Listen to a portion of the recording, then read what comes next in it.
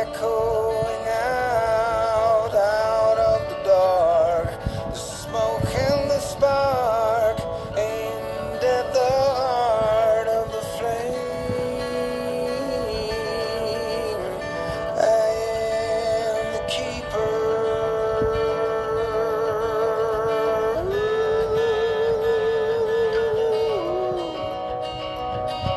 I cannot see the light at the end of the tunnel tonight. My eyes are weary, and before I let one more life get erased from the ashes, I will. Kim, you behaving? Hi, T. Love you. Love you both. I'm here to promote tomorrow night show.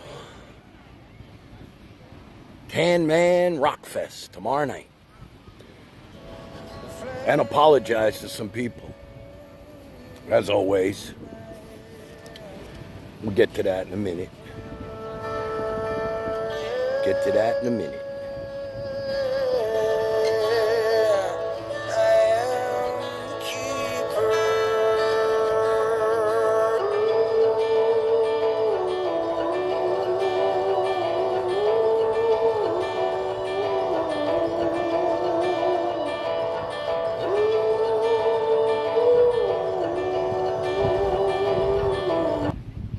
Time is going by so much faster than I'm starting to regret not spending all of it with you. Now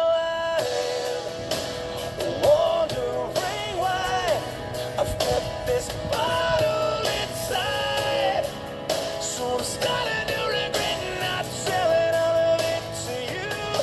So if I haven't yet, I've gotta let you know you're never gonna be alone. From this moment on, if you ever feel like letting go, I won't let you fall. You're never gonna be alone. I'll hold you till the hurt is gone. And now, as long as I can, I'm holding on with both hands. 'Cause forever I believe that there's nothing I could need but you. So if I haven't yet, I've gotta let you know you're never gonna be alone. From this moment on, if you ever feel like letting go. You know what? I got to be honest with you. I don't think I could ever leave this family. I really don't. I'm not addicted to like live streamers or live streaming by other people. I'm addicted to a couple of things. I'm addicted to the production end of what I do. I love to find stuff that might make people smile. Okay? And I love the people that are with me. I really do. I mean, I couldn't sleep for the last couple of nights. Like I was just like miserable. I don't know why. It's like a real family to me. This is real. This is as real as it gets. And I think,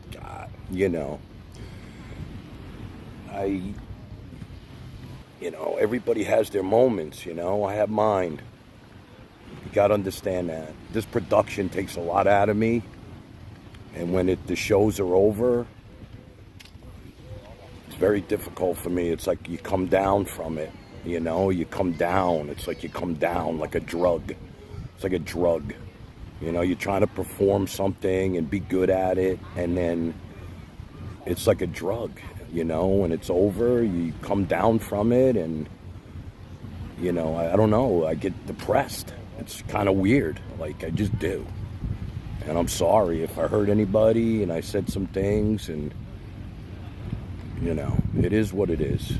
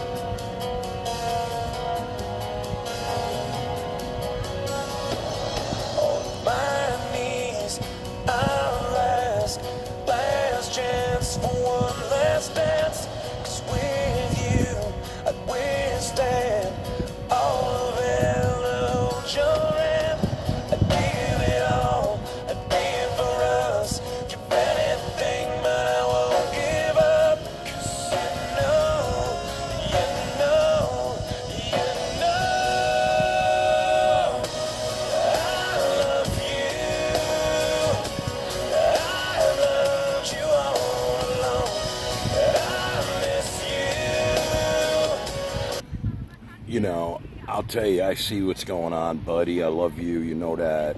I love you. Walter, I'm sorry if I was a dick to you and your buddy Red. It's like, you know, I'm ready to open this thing up to everybody again, man. I really am. I don't care about, you know, this has been going on for way too long. All this negative energy and all these other chats, man. The Cali girls, the fucking... Look, there are some people that will never be able to reach, okay? I get that. But, you know, we can all come together as one community and just enjoy a night without ass blasting each other.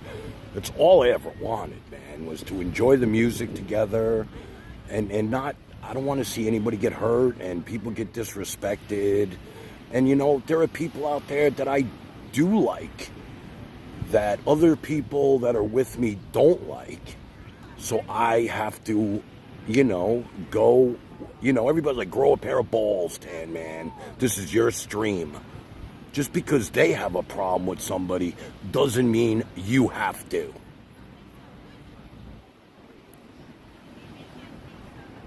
You know? And you know, what I'm trying to put out is to make people smile. It's not the same old. Hit the button, watch the chat eat each other. I'm actually putting time in for people to enjoy the production. You know, I mean, look, I've been playing pickleball since 7:30 this morning. I got my ass kicked today. But my girl actually, you know, the girl I play with watched my show from the other night. She said, I got some criticisms for you. I said, what? Tell me anything. She said, I want to see more of you and less music. More clips, though.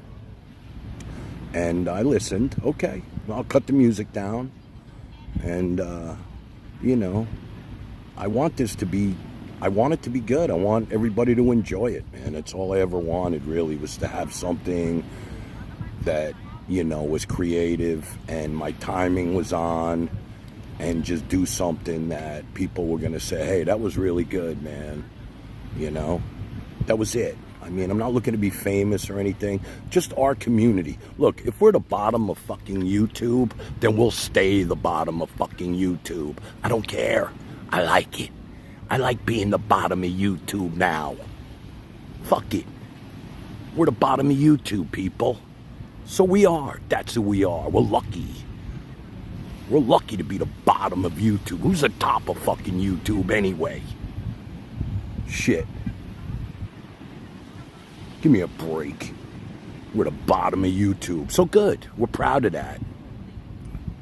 That's right. We're proud. I'm going to bring that up tomorrow night. I'm here to promote my show for tomorrow night. I'll start working on it sometime today. And, you know, I'm proud to be the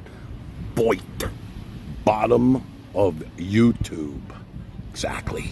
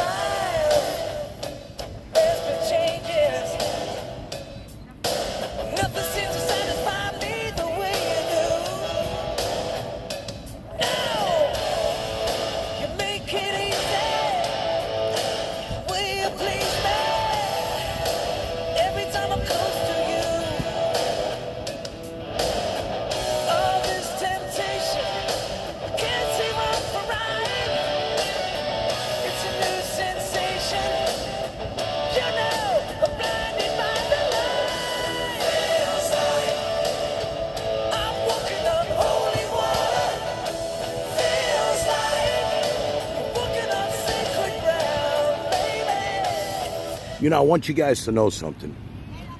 I would love for Penelope to be my co-host, okay? I think she's wonderful. I'd love for Stinkbug to be my co-host. These people are wonderful. T-Ray, my co-host. I mean, somebody to be on with me, like Penelope the other night. Okay, couldn't hear her that well. She kept talking because we couldn't hear her. But in the end, she has such an amazing voice. And she loves everybody. That's what I like that. It's like she loves everybody, man. You heard her. She was naming names that we were like, what? Really? And she's like, she loves everybody. And I like the way she keeps me grounded. Like, it's just, you know, it's weird. And I love her voice, you know. It has nothing to do with money or anything like that. I swear to you. I think she'd be great. I mean, she talks. She has a personality. Like, you know, I need somebody who's going to talk. You know what I mean? I don't want, you know me. It's like, hey, anybody wants to take over the show, man, it's yours. I'll produce. I'll hit the music, throw some commercials in, give you a smoke break. But in the end, I got no problem sharing the stage with any one of you guys. Alter Ego, you want to come on with me? Shit, let's do it, bro. I got you. You know, I loved having Buddy on the other day. I know you used to love everybody, but you know what? Every day's a new day. Look, I woke up so unhappy. So unhappy the other day. And like, it's 3 days later now, and now I woke up and I'm like, what am I thinking, man? Life's too short. It's like all this shit going on in the world. It's like, you know, we got a great community of people. Everybody knows each other's names. It's like, yeah, okay, we don't know each other personally, but we enjoy spending time with each other. There's no doubt about that. I see it. You know, it's like, you know, some people don't have friends like this. We're lucky. I mean, we're lucky that we have each other like this, you know. It really is. I mean, a lot of people don't have that many friends. I mean, you know, you go on Buddy's chat, you know, you see all his people. You know, you come on here, you know the names. Everybody's saying hello to each other like you feel like you know each other. You really do. And I know I could be fucking an idiot sometimes. I get it. I'm not perfect. I never said I was. Never said that. I never said anything about. I just said I love my life and the cards that I was dealt and this chapter of it. And, you know, I'm fucking happy. What can I tell you? You know, but I love my people. I love the family. And when things aren't going right with me and them, you got to be honest, man. I'm miserable. So you guys must mean a lot to me. You know, I got all my friends here. We're going out Friday night. Bart, Scotty Pickles, his brother, his mother, my girl Jenna, and her friends from work. We're all going out Friday night. I mean, I have that. But this means a lot to me, too. It just does. And I just want you to know that. I mean, this is some real shit. I know it means a lot to Buddy, too. I know it does. I mean, you know, he comes on, he wants to be with his people. I get it. Believe me, I get it. I'm not going anywhere. You know, I take a few days off, man. I need to regroup. The production part of what I'm doing is very, very strenuous. But I'm not going to stop. Because I'm not just going to go back to the hate. My content when I started was all toxic bullshit. And like I said, I don't even need a chat. I've been thinking about that. I'm like, you know what? I could just record a show, put it out. Whoever watches it, watches it. At least I'll be happy with it. And I'll be proud to show anybody what I just did. You know what I mean? There's a time when my family didn't even want to watch this shit. You know? They didn't want to watch it. I don't think they're still not watching it, to tell you the truth. But I told them, I don't curse anymore, really. I switched it up. Things are different now. I have a new platform. You know, I could be more creative. It's more video oriented. I'm trying to make people smile. I'm not doing the hate thing anymore. That was the content. I don't want that anymore. And I just don't.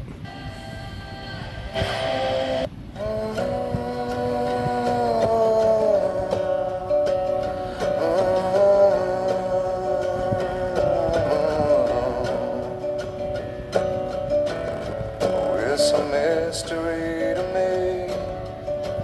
We have agreed with which we have agreed. You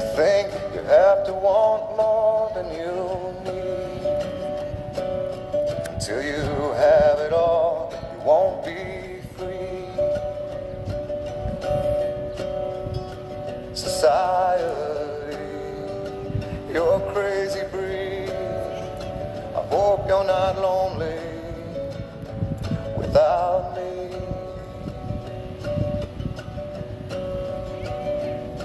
When you want more than you have, you think you need. And when you think more than you want, your thoughts begin to bleed. I think I need to find a bigger place. 'Cause when you have more than you think, you need more space. Society, you're a crazy breed. I hope you're not lonely without me. Society, crazy indeed. I hope you're not lonely without me.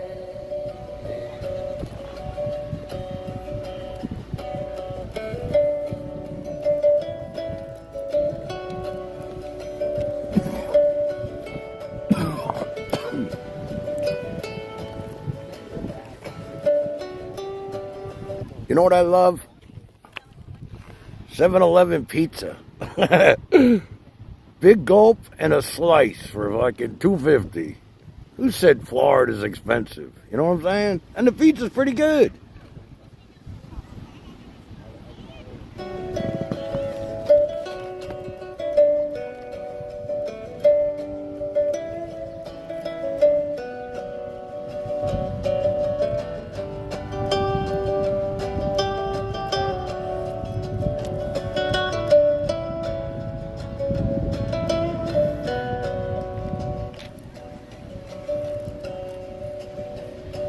There's those thinking more or less is more. But if less is more, how you keeping score? It means for every point you make your level. I'll tell you another thing. I was upset because I knew Aunt Sandy's girl was leaving Monday, and I really enjoyed her company. We got along really good. I mean, she's younger than me and everything. Her father was a Harlem Globetrotter, believe it or not. And she was so cool. She was a news reporter, and she knew what I was trying to accomplish, and she was just, I don't know, she had a great smile. And I don't know, we really hit it off. Like, she could be like a good friend of mine. You know, we already keeping in touch and stuff. She said she's gonna come back. And I was sad to see her go, I gotta be honest with you. But, you know, next. I was sad to see Buddy leave. I mean, you know, you get attached to people when you're hanging out with them for a few days. It's kind of weird, I know. I'm fucked up.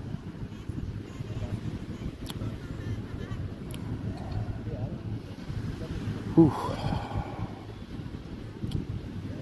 Fucked up.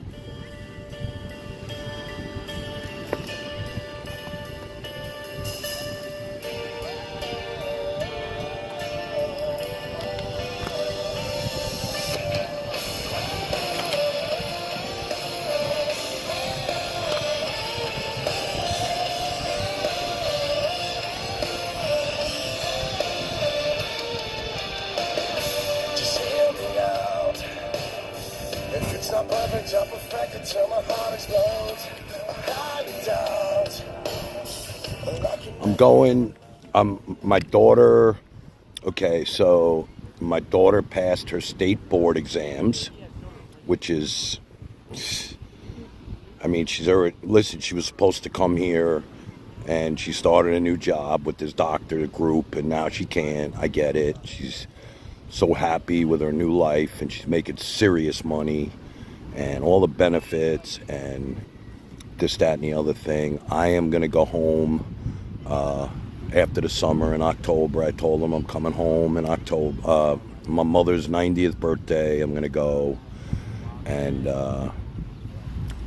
hang out for a while with the family. But she was supposed to come here in May. and she had to cancel because she's got this new job and she's freaking amazed. And buddy, I want you to know something. If you're still with me, my son went on an interview yesterday with these guys. They do all the air ducts for like the heating and stuff, and they offered him some big fucking money, dude. Craziness. The school sent him on the interview, and he did really well. Forgot what the name of the company was, like Donald Duck. Donald Air Ducks, you know what I'm saying? And, you know, I'm so proud of him, man. He's all stoked. And he thinks, you know, I said to him, I said, listen, boy, even if you don't get the job, right? And it's a lot of money they offered him. I couldn't believe it. But, you know, he has to pay his own taxes and stuff. So it's one of those, I think they call it 1099. He doesn't get the benefits, but it was really good money. And, you know, entry level, this and that. But I said, you know, every interview that you go on, that also is a learning experience. So, you know, you realize how this shit works, and you got to tell them what they want to hear. Like the first thing I would say is, I'm never late. I'm never late. Hey guys, what's up? I'm never late. You know, that's it. That's what I want to hear. Well, you know, you could be the best production assistant in the planet, but if you don't show up on time, you're done. That's the one thing I cannot deal with is lateness. You know, I used to do wedding videos, right? And people would book me a year in advance. And I would tell people, I said, I'm never late for weddings. You can't be late. I mean, there's no excuse. They booked me a year in advance. They gave me a deposit, and I should have left that day. I should have left that day. You can't say, oh, the traffic, this, that. You know, you miss a wedding ceremony or something, you're done. That's like the worst thing. You won't be able to sleep. Trust me. Let's go!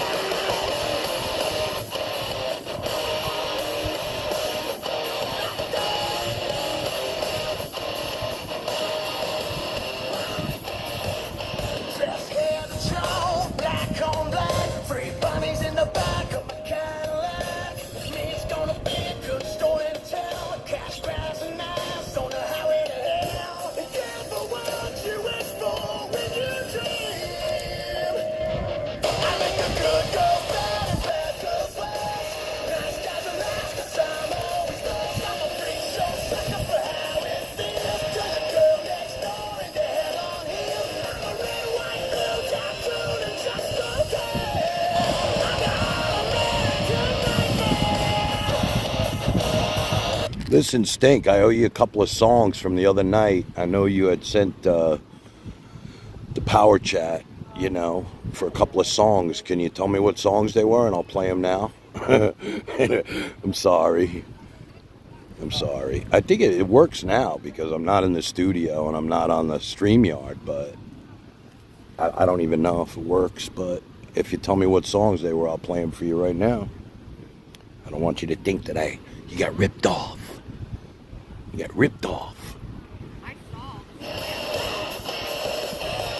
Wanna run away? I can give you a ride. I'm a one-way ticket to the dark side. Come with me, baby. Let's lose some sleep. Don't mistake me for a dream. I make the good go bad and bad goes west. Nice guys are last 'cause I'm always first. I'm a freak show sucker for how it feels.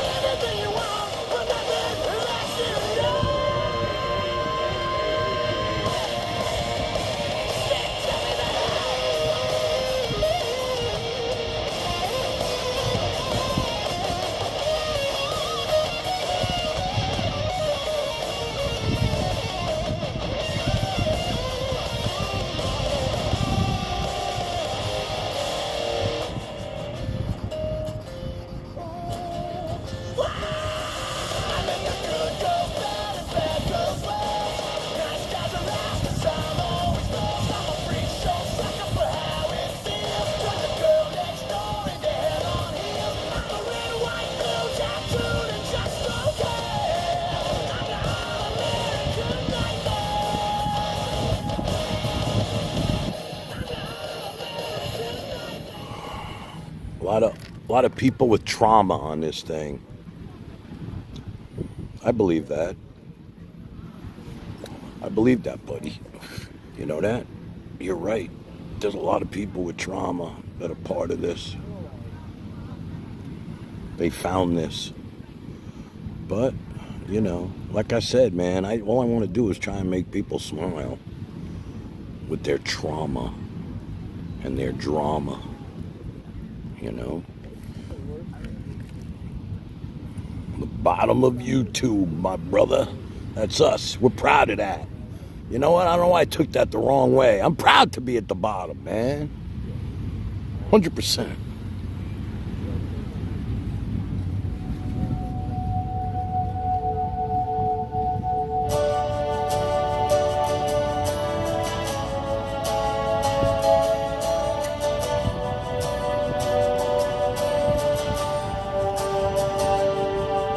I'm leaving the night down the center road a million times. I've driven just to get home, and I ain't ever looking back for nothing.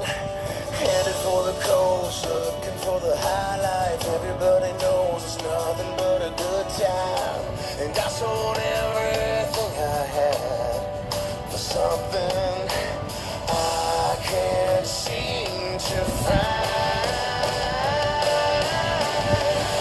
So this is the life they talk about, and this is the I can't live without. When the real world crashes down, always they just save me now. When all the dreams of on your own turn to nightmares all alone, it hits you right. Moses, I hope you could be with me tomorrow night, bro. I got some Name That Tune tomorrow night. Oils. Name That Tune that we didn't get to the other night because I lost my shit as usual. I don't know. I was pissed off. It's like, you know, I'll tell you exactly why I was pissed off, okay? You know, things were rolling pretty good. I mean, except for the porn bomb that didn't get reported. So we were good. And I'm learning. I mean, I don't know how that happened, but I don't know how these people are getting the link, but I guess it wound up in the chat somehow. We'll change that. I'll just give it to certain people. T-Ray will give it to certain people. But, you know, we were rolling along pretty good, and Sabrina and Buddy were in the chat, which I was pretty happy about. You know, having them with us makes me feel good. You know, they're celebrities. And they're important to everybody. Having them with us means a lot to me.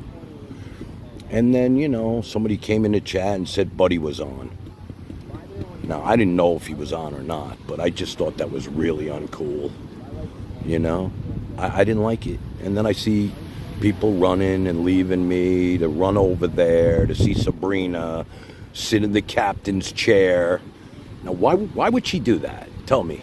Why would she go on? Look, she could do whatever she wants, but she was just in our chat, and everything was going good. Nobody was disrespecting. She was part of the chat. Everything was good. But she felt the need to pop on for some reason. I mean, I would never do that to them. I just don't understand it, and I get it. Look, I'm an idiot. I get it. But you know what? I do put time into these shows. I don't just hit the button. And, you know, I don't stay on. I'm on what? Once a week? Twice a week at the most? These people are on every night. It's like they can't just give me, you know, my time. I mean, it's still 3-hour difference. So if I go off at what, 11, maybe even 12, it's still only what, 9 o'clock there? You know? And I don't know. I just thought it was, I didn't like it, you know? And I know it's a cardinal sin to fucking advertise in somebody else's stream while they're still on. I mean, what's the purpose of that? So anyway, you know, I don't care anymore. I don't know. It just makes me crazy, some things. You know, that's what I was thinking, you know, if I just did a recorded show, put it out as a podcast, just go right through what I'm going to do, not look at the chat, don't get thrown off at all, have no live audience or whatever, and just upload the video, and here you go. Here's my show for the week. I hope it makes somebody smile. I really thought about that. I'm like, then I can't get distracted with all the nothingness, the bullshit. You know, it won't distract me from what I'm trying to accomplish. And then I realized, you know, but I'd rather be with the family, though. That is really why I do it to begin with. I mean, the artistic part of it is 60% now. And the 40% of it is just, you know, being with the people. Because I don't really read the chat that much as I should anyway. But I figure you guys are just doing your thing in the chat. You do what you're going to do. I'll do what I'm going to do. It's like when Buddy used to play music. He wasn't reading the chat. He was just playing songs and people were doing their thing in the chat. He didn't fucking pay attention to it. You know? People were just putting up the names. Once in a while he'd see what was going on. But he was focused on the music and what he was playing. And I'm focused on, you know, where I'm going next. With what I'm going to say next, what I'm going to hit next, to keep it rolling, to keep it, you know, people like, oh, you're cutting off the chat, you're cutting off the people on the stream. Look, it's not like I'm cutting them off, okay? I get a feel for it. It's like, you know, it's like a rhythm, okay? It's like if I start getting bored with something, yeah, I'm going to switch it up. Because I don't want it to be straight nothingness, you know? People don't like that. They want you're cutting people off with your clips. You're cutting people off with your music. Hey, you know what? It's called timing and a rhythm. You know, keep it moving. Keep it moving. You know what I mean? I mean, I can let Barry tell us a story for an hour. You guys know that. Shit, if I let him go. And I love Barry being on with me. Believe me, I do. I mean, not because has any illness. I don't know. There's something about him that's special.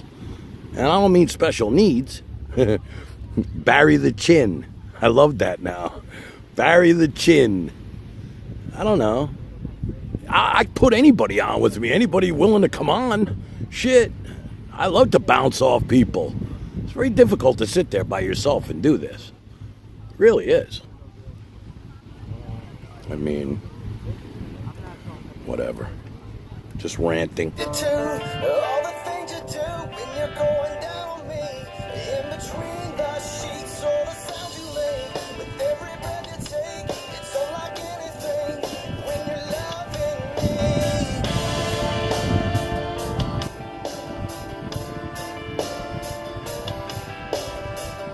Oh girl, let's take it slow. So as for you, you know where to go. I wanna take my love and hate you till the end. It's not like you to turn away. Listen, I see what Penelope's saying. I'm sure Alter's a good guy. I really do. And I know he said some good things. All right? But I don't want the trolling part in our show. I just want everybody to just enjoy it and be together and say positive shit.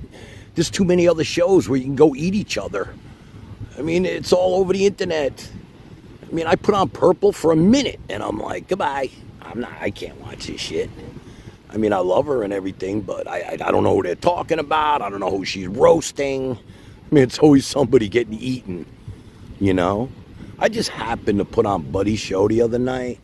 I don't know. I got home and I put it on and I saw Harper. I couldn't believe it. I'm like, this chick is out of her bird. I don't know. He was talking about her shaving her head and stuff. I was like, oh my God, she really needs help. I mean, he's right. There's a lot of people that are on this shit that need fucking help, man. I mean, I don't know. I don't know.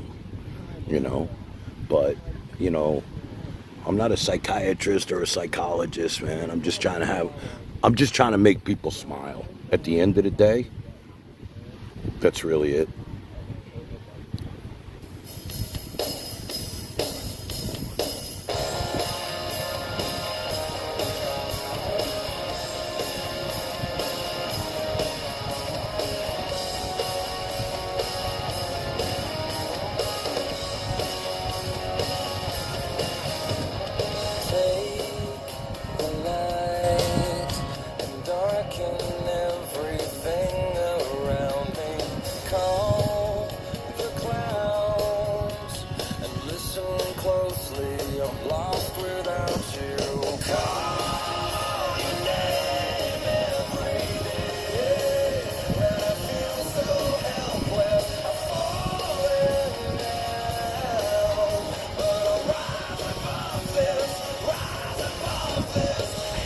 I just want people to like, okay, when they know I'm coming on. I want them to, the people that enjoy what I'm doing, because I know not everybody does. Believe me, I know that. Okay, but the people that do, I want them to say, hey, they're looking forward to me coming on at 9 o'clock, because I'm looking forward to being with these people too.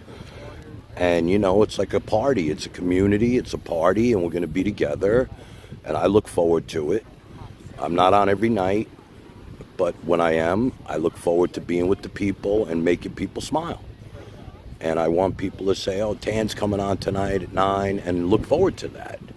I don't want it to just be, whatever. That you're going to, something's going to happen. It's going to make you smile. It's not toxic. That's really what it comes down to. And I put in the time and the work to try and make that a reality for everybody. So that's what I'm trying to say, I think. Regrets are better left unspoken. For all we know, this void will grow and everything's in vain. Distressing you, though it leaves me open. Feels so right, but I'll end this all before it gets me. Call your name every day when I feel so helpless. I'm falling down. I think the problem with the 7-Eleven pizza, though, if you don't eat it quick, it turns to cardboard. That's why it's so cheap. You only have like a certain amount of time, and then you're done.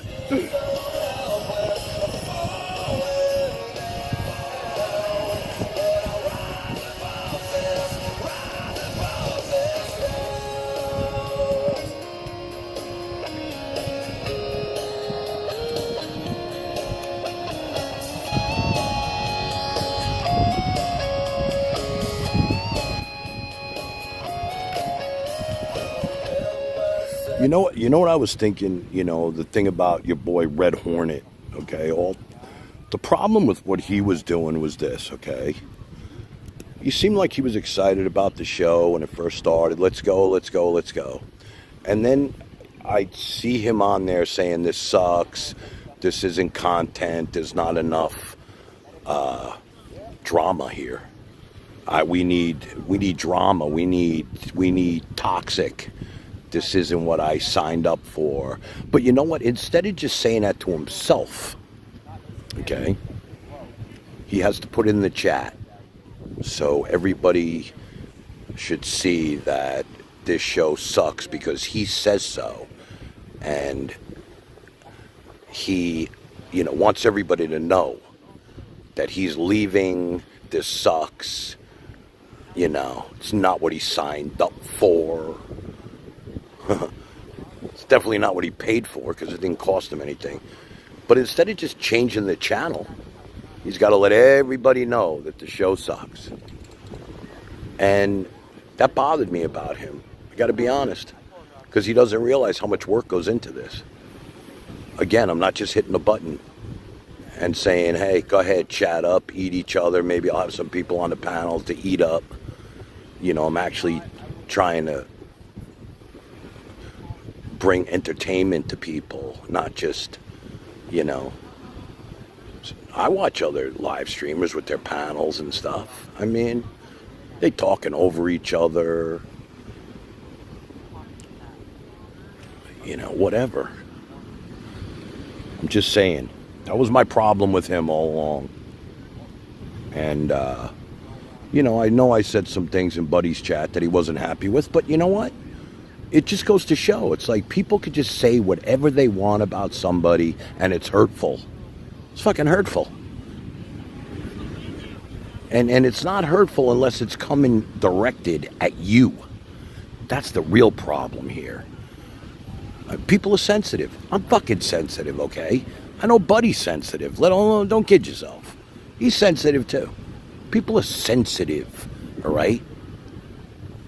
It's fun to have the gang mentality and pick on a person, Okay? As long as it's not you. As soon as your name and your face goes on that wall, see how much you love it. Trust me, it's not fun. I've been there. I know. Just saying. Before it gets me, I'll mend myself before it gets me. I'll mend myself before it gets me. I'll mend myself before it gets me. Call your name every day when I feel so helpless. I'm falling down, but I'll rise above this. You know, there's a lot of people in here right now that know what it feels like to be destroyed on these chats, on other people's live streams, people talking shit about you, even though 99.9% of it is bullshit. Total bullshit. But they put it out there in cyberspace, so now people hear it. Now, oh, I wonder if T-Ray's really a rat.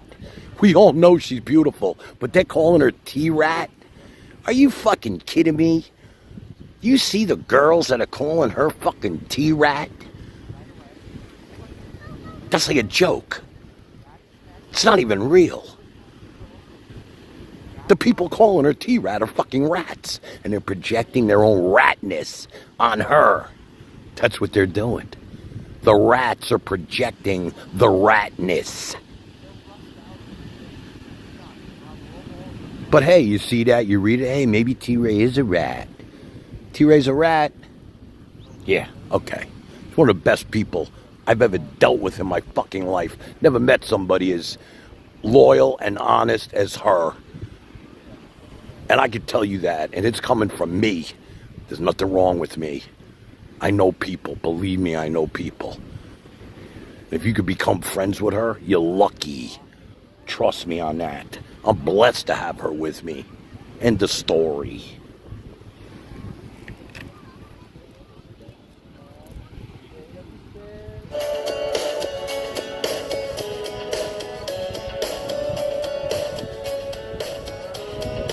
Say it once, tell me twice. Are you certain I'm alright? Just a sign to remind me tomorrow's worth the fight. Ever changing, a storyline that keeps me alive. You know, I'm reading this, and I know who's talking here, Night Owl. Somebody going after your deceased mother should be ashamed of themselves. I would never do that. Ever. I would never do that to anybody. And I guarantee you they wouldn't do it to your face. That's the worst part. I wouldn't say anything on this shit that I wouldn't say to somebody who's standing in front of me. But I can't say that about a lot of these people. I guarantee you they would not say shit to me if they were standing in front of me. I know that for a fact. Okay? And like I always said, if we had a big party and everybody showed up and you're like, oh, wow, that's Alter Ego right there. What's up, bro? It would be like family. It would be a whole different world than this online hiding behind a fake name bullshit at the bottom of YouTube. So make a wish and say, give me life, give me love, scarlet angel from above. Not so low, not so high, keep it perfectly disguised. Ever changing, the storyline that keeps me alive. My Mona Lisa's making me smile. Right before my eyes, take another look, take a look around. It's you and me, it's here and now. As you sparkle in the sky, I'll catch you all I can. 'Cause all we are is all I am. I just want you to see what I've always believed. You are the miracle in me. Going after dead relatives. It's not even real. You know, somebody said to me the other day, said, I protect my friends. I'm on here to protect my friends, they said. I'm saying to myself, you want to protect your friends? Keep them off of this shit. That's how you protect them. Okay? Not with the I got you moments.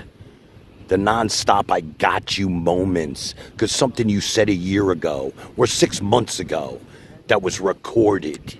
Hey, look, you said this 6 months ago. Shit, I say shit fucking every day. I wake up the next day with a whole different mindset. I didn't mean it. I'm sorry. I'm sorry. I'll be the first one to apologize if I said something. That's who I am. It's like, I'll apologize to anybody that I feel like I disrespected. But somebody's out there always ready to document and standing by with the I got you moment. You know what it reminds me of?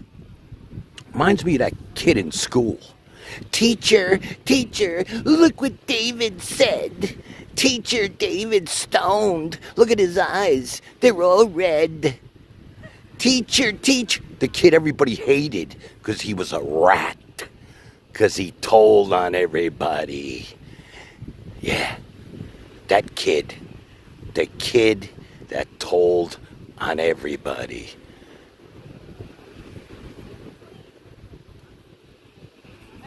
Exactly. Think about what I'm saying. It's the same shit on here.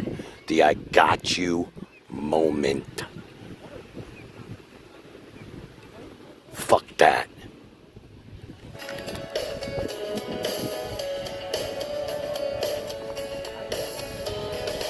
Show me faith like you do.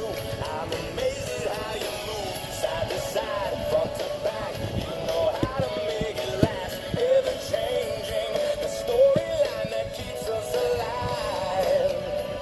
My Mona Lisa's making me smile. Right before my eyes. Take another look. Take a look around. It's you and me. It's here and now. As you sparkle in the sky, I'll catch you all I can. 'Cause all we are is all I am. I just want you to see what I've always believed.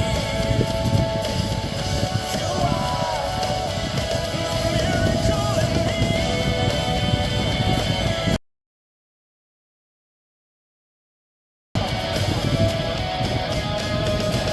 These are the moments. You know what's funny, Alt?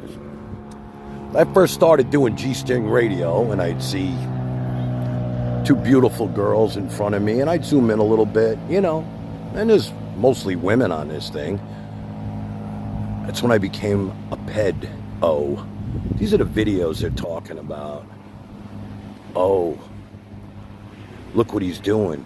I mean, isn't a pedo somebody who goes after these girls and tries to get their number, or gives them a piece of candy and has them sit on their lap, or gets their number and takes them home?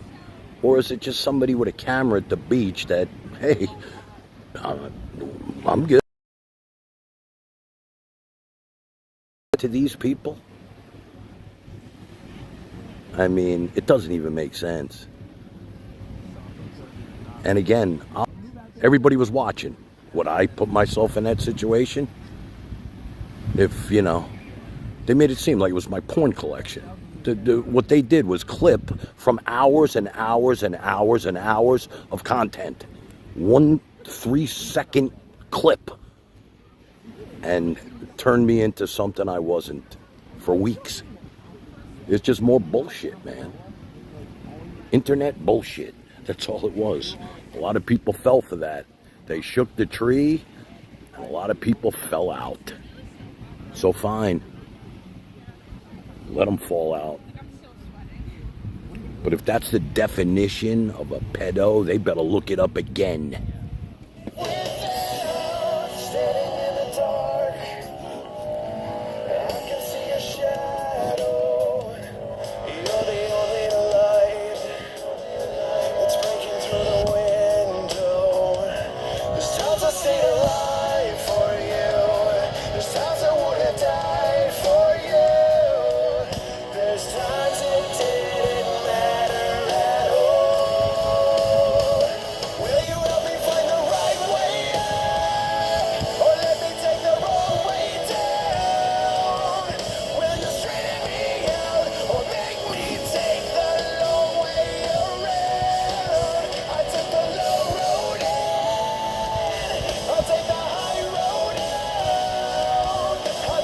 tell you, the word's out that Pines has left the area. Pines has left Florida. Thank fucking God. The place just seems, the air seems cleaner already. The air seems cleaner. He's gonna go sit in his cage back in his house. I hope he becomes the most successful live streamer on the planet in his little box, in his cage. At the end of the day, I am so happy that motherfucker's gone. I can't even tell you. And I don't care what you people thought of him. I met him. Yeah, I brought him coffee and shit because I felt bad for him. But you know what? It's all an act. He admitted it. I'll do anything for views, Dan, man. Anything. I don't give a fuck. I'll do anything. I'll get arrested. I'll do one-arm push-ups for views. Trust me, I don't really care. Goodbye.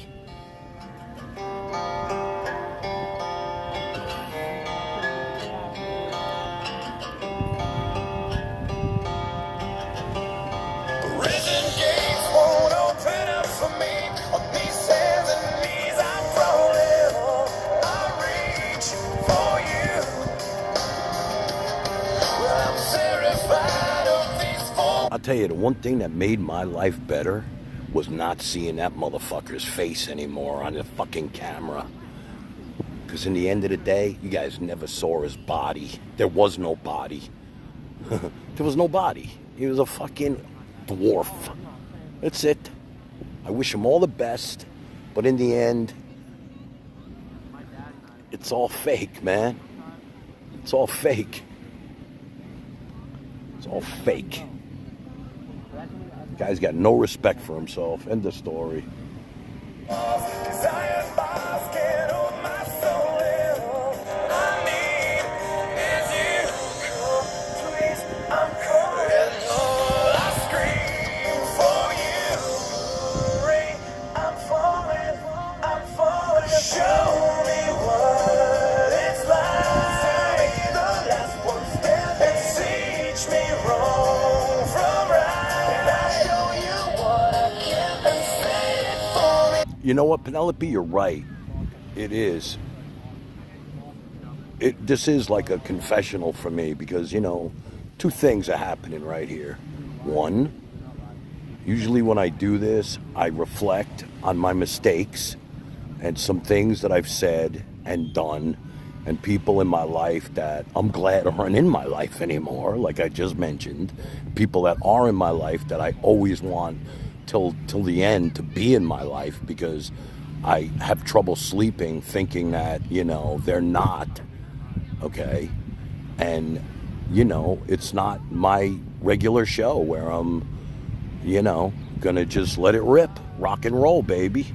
You don't even see me right now. Got a haircut, I look pretty good. But you know what? This is just, I don't know. I didn't have to turn this camera on. I've been playing pickleball since 7:30 this morning, and I say, you know what? Fuck it, I'm going to the beach. But you're right. It's a confessional. And I do love you, Penelope. And I would love for you to be my co-host. We got to figure out how to get you on the fucking... And like I said, the thing I love about you the most, not only your voice, but I love your whole persona of, you know, I just want everybody to get along, because that's really what I want. That's all I ever wanted, really. You know? I never wanted this hate shit. Ever.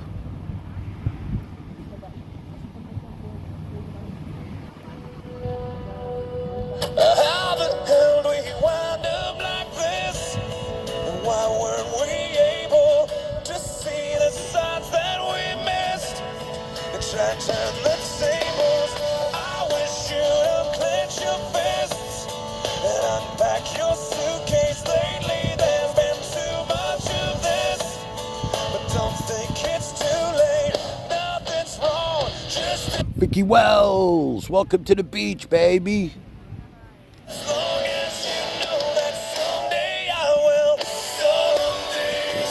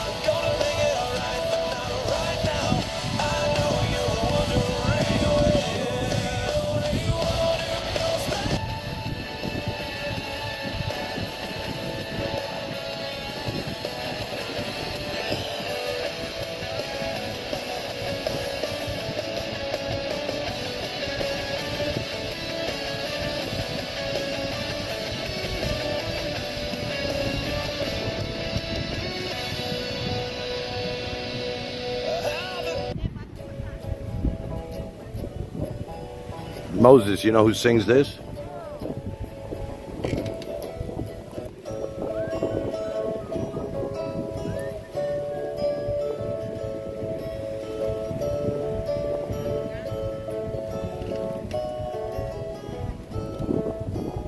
Up the magic dragon lived by the sea and frolicked in the autumn mist in a land called Honolulu.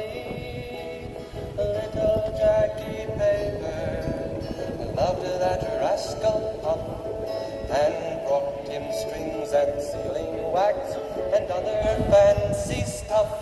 Oh, Puff the magic dragon lived by the sea and frolicked in the autumn mist.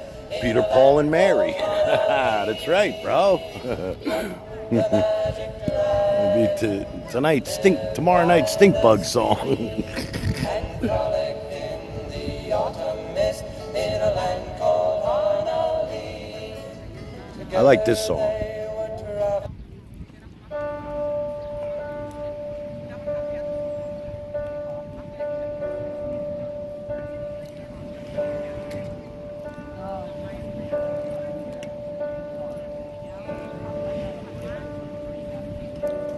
Say something, I'm giving up on you.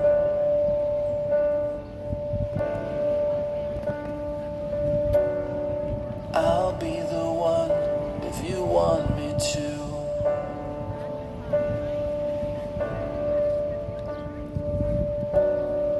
Anywhere I would have followed you.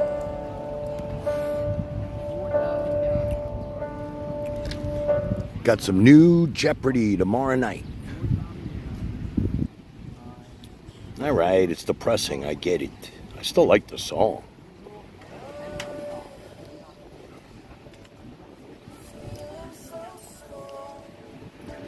You know what I'm gonna do? When I hit the Jeopardy, I'm gonna go in the chat and I'm gonna play against Moses because I didn't look at the answers. I just found it, put it on the grid, and said, "Oh, here's some more Jeopardy," and there was some good ones. So I think that'll be good. Stumble and fall. All right, forget this song, T-Ray.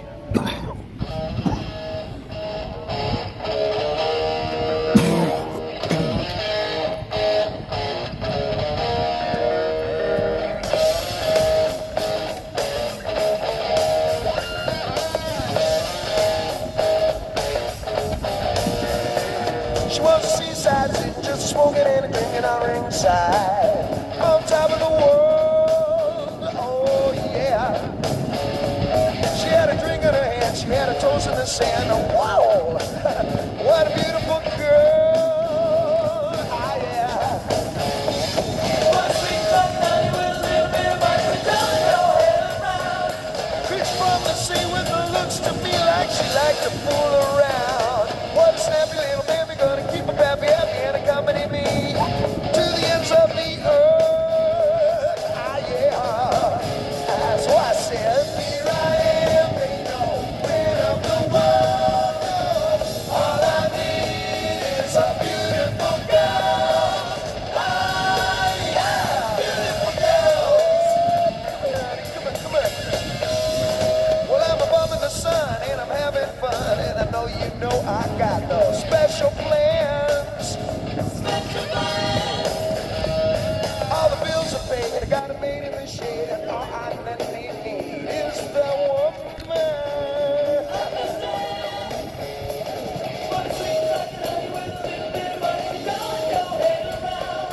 Which from the sea with the looks to me like she liked to fool around.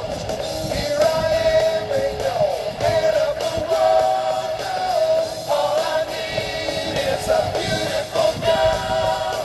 Ah, yeah, beautiful girl. $30 for the day for that chair. Fuck that. Got my own.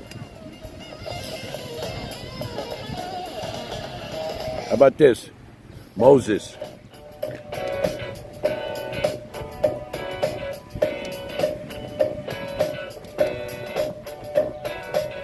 Time was drifting this roll. So I hit the road and made my getaway.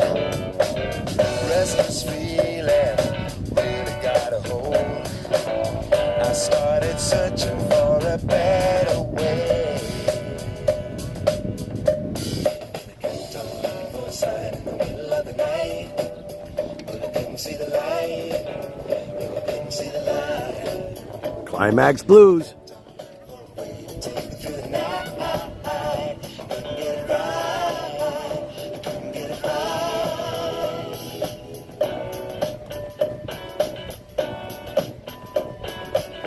Belly fever made me feel right, but I must admit it got the best of me. Getting down so deep I could drown. I can't get back the way I used to be.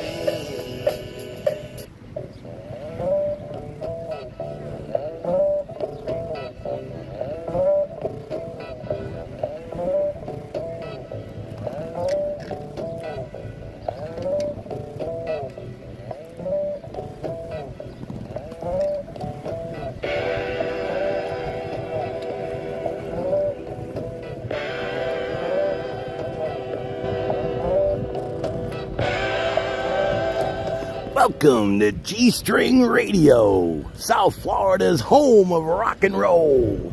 These nights, one of these crazy old nights,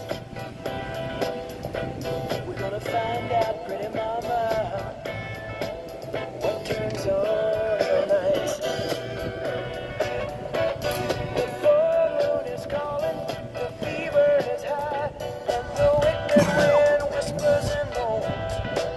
You got your demons, you got desires, but I got a few of my own. Ooh, someone to be kind to in between the dark and the light.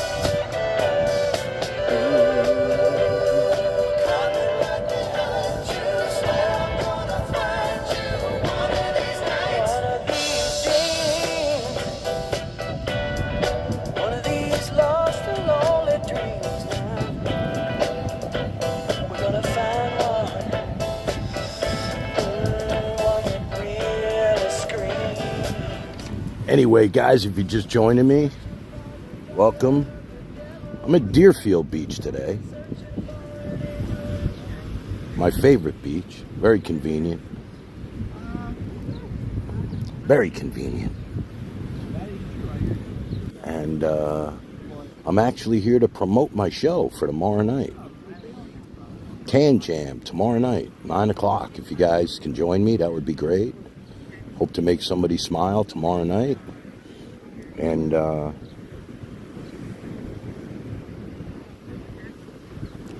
that's why I'm here right now. It's a promotion tour.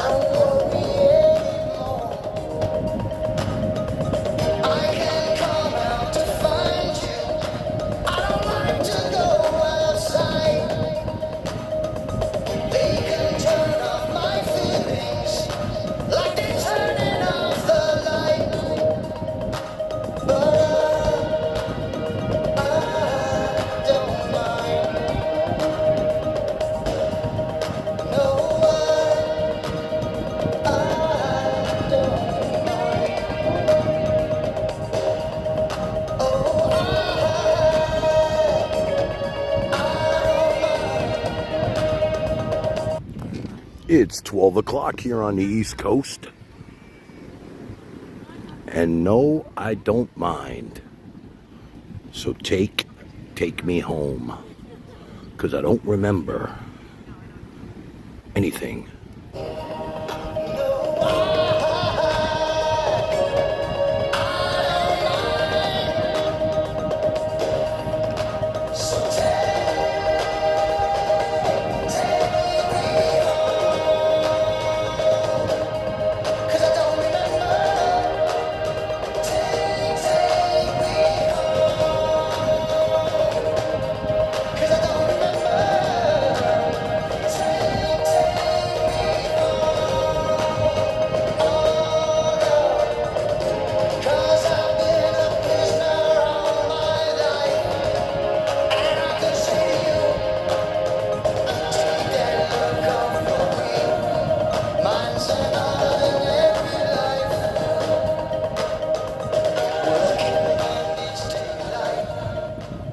I mean, if you're at work or in the car or somewhere and you just listen to the music, that would be great, you know?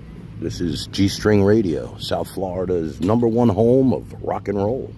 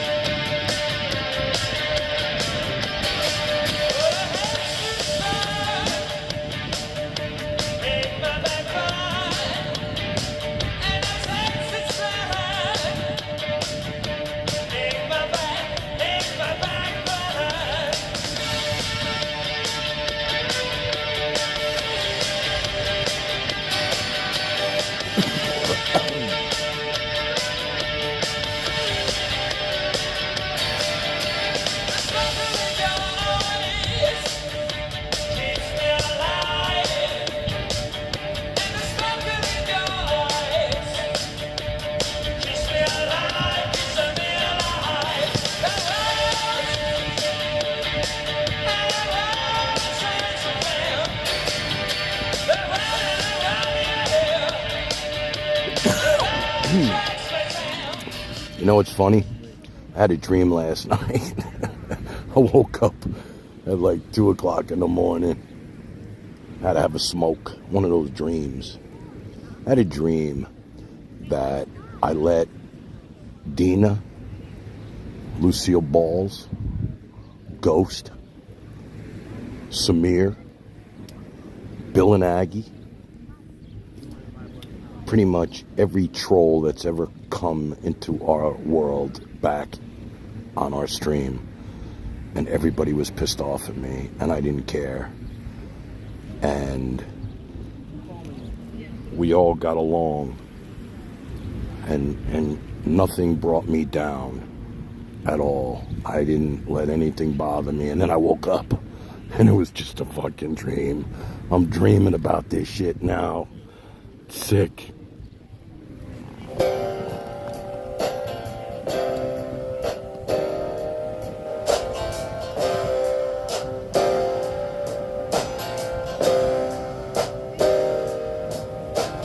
Old man lying by the side of the road, the lorries rolling by, blue moon sinking from the weight of the load, and the buildings scrape the sky, cold wind ripping down the alley at dawn, and the morning paper fly, dead man lying by the side of the road, with the daylight in his eyes, don't let it bring you down.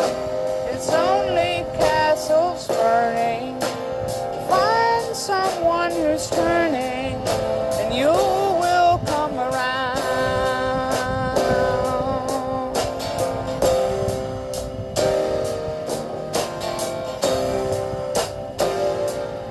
See, I would let that happen, but I'm afraid, you know? Like, we have good vibes in our chat. We really do. People tell me, Tan, I love your chat, man. It's just all, it's real company. And then they would come in and start like ripping people and making people feel uncomfortable. If I can just, if they would guarantee me that they could just get along with everybody and put all the bullshit aside or save it for another, trying to accomplish just one night a week or 2 nights a week, and then go back and do what you do and everybody else's chat. You know, I would definitely let that happen because I don't really like to exclude anybody. I don't. I really don't. And you guys know that. I don't. I don't like it. But I can't let that, you know, I can't let it happen again. I saw what it does. I mean, I don't have to read the chat. I really don't.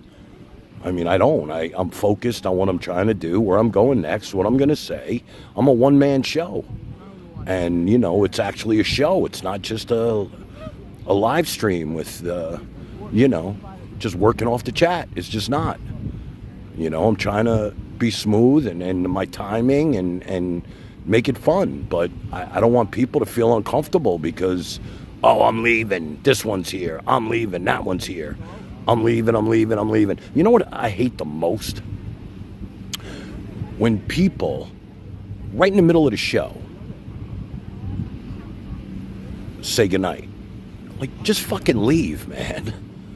It's like, why do you have to do that to me? It's like, you know, it's almost like saying, this show sucks, good night. I'm going to bed. Got to get up for work tomorrow. Okay, we get it. So just go. It's like, just go. What do you got to announce that for?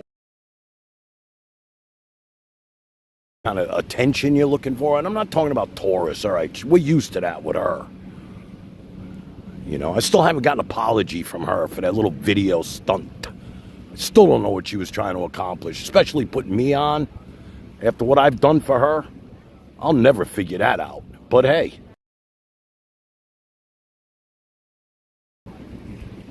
Wasn't happy about it. Never got an apology either.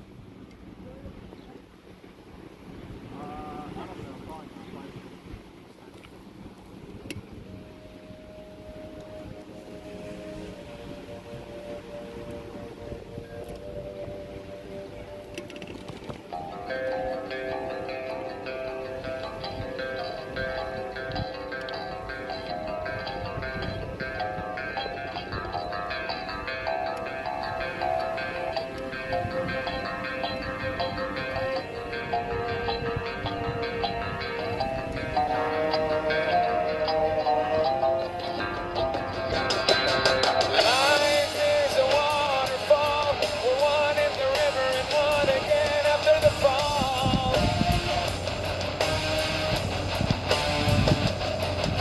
Swimming through the void, we hear the word. We lose our You know what it's like, though, Moses? I get it. Okay, people want to be courteous, this, that, and the other thing. I get it. Okay. I see. I understand. I get it. I get it. But it's almost like, let's say, Moses, you're a stand-up comedian, okay? And you're doing a show.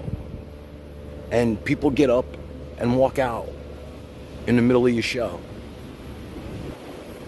It's kind of like the same feeling I get when that happens. Now, I know it's the middle of my stand-up comedy routine. I understand it. But it's kind of the same concept if you think about it from the other. And then you know what's funny? Some of them pop back in and they're still awake. They say goodnight and then they're back. So I never really understand if they just, you know, they want to get their name mentioned or, you know. To me, it's just, I don't know. It's I don't know, man. I'm just, you know, I look at these things from a different way, man. I really do. It's like, you know, I'm on the other side. And it's different for me, you know. It just is.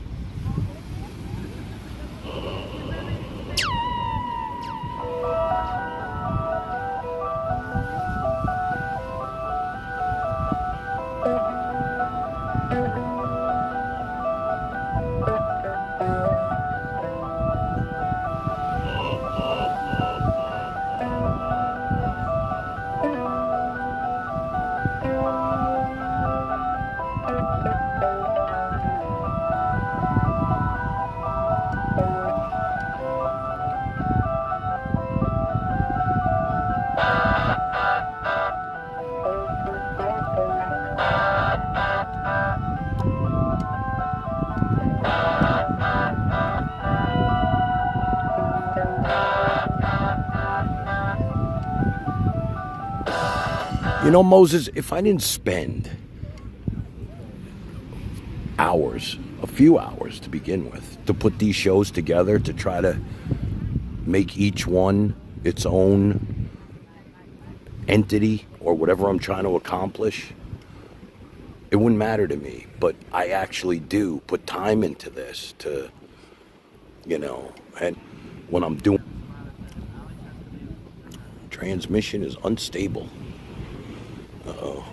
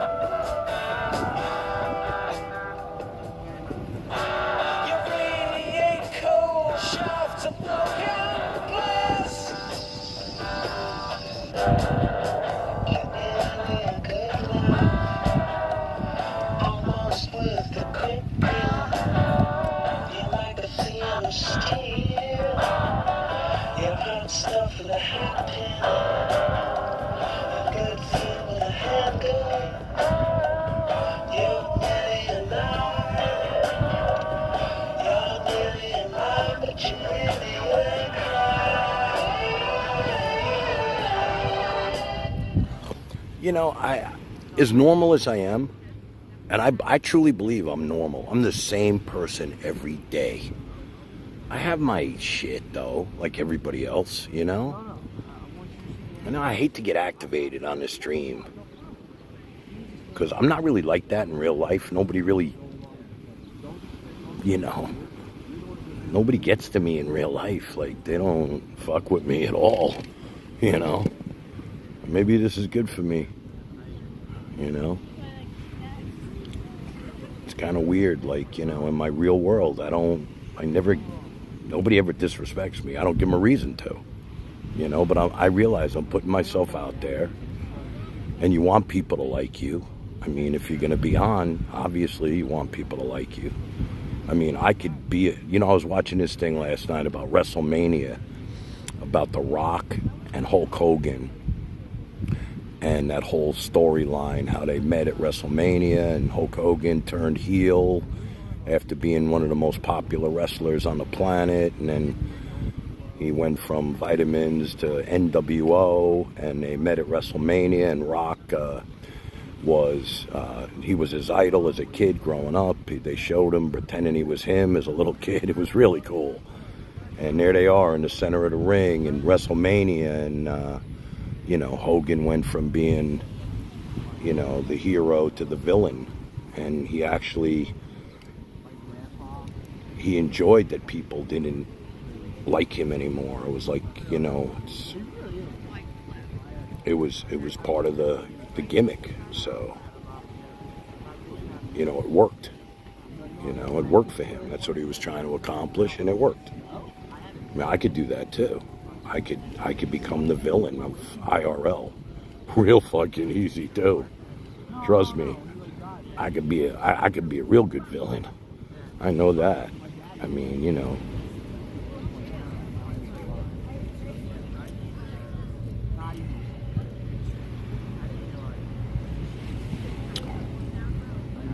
I'm just saying.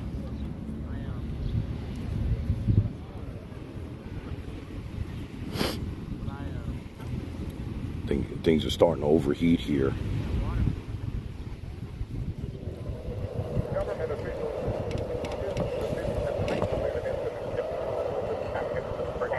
if you come in contact with the infected, until bad RMT,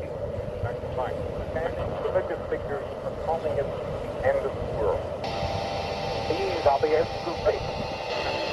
All of humanity should gather as one place for the preservation of the soul and God has rescued our lives.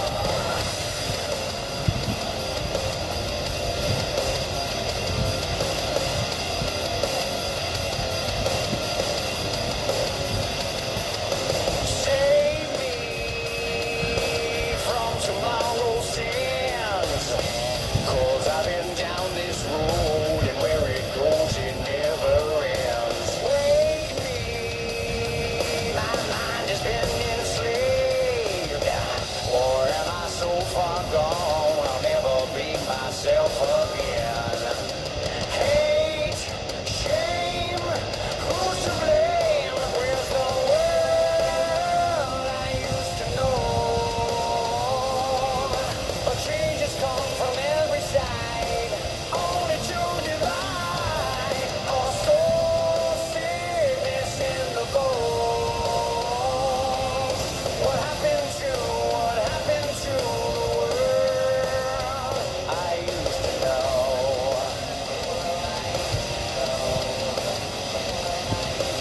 Help me, someone take my hand. So heavy, no fight left, losing grip in the quicksand. With every move I make, sink deeper, suffocate. A nightmare future that you never will escape. Hate, shame, who's to blame? I just opened my eyes to Relentless. How you doing, beautiful? Hope you're having a good day. I came on to do my video diary and to apologize to some people, as always, and to promote tomorrow night's stream. That's why I'm here. Tomorrow night, Rockfest, 9 o'clock. Hope you could join us. Everybody loves you.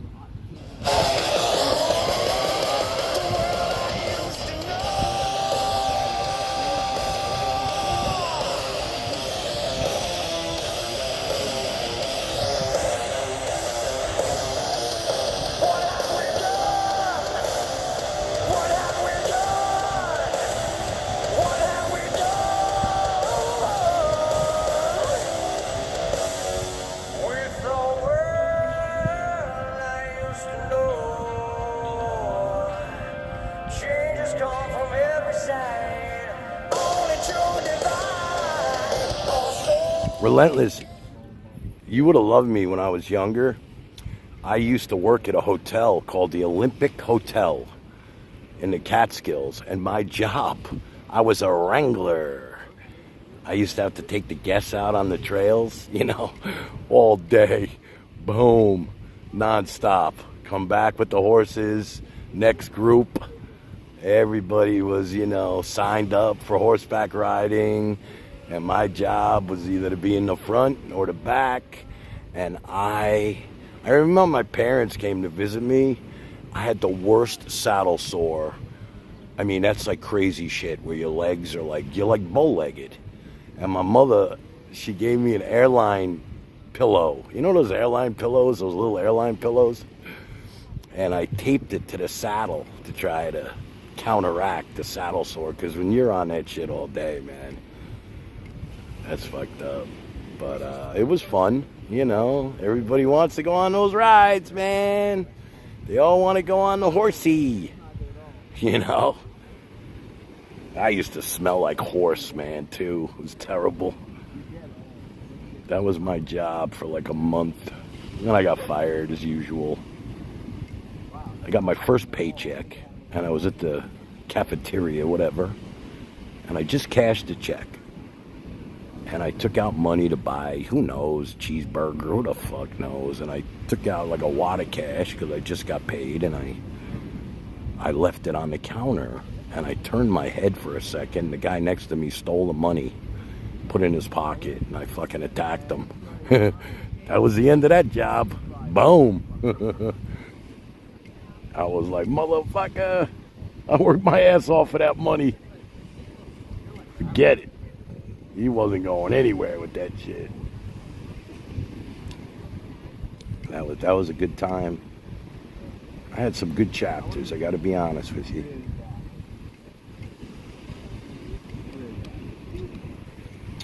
I think I lost the music now. Everything's starting to melt. I'm starting to fucking melt, tell you the truth. It's fucking hot.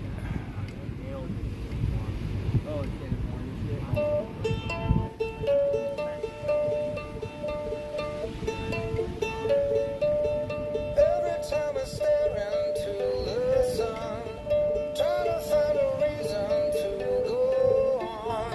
All I ever get is burned and blind till the sky meets the pouring rain. When you came along, the time was right. Hold me like an apple, red and ripe. Wasn't very long, you took a bite and did me wrong, and it serves me right. Hell, I nearly forgot my broken heart. It's taken me miles away from the memory of how it broke apart.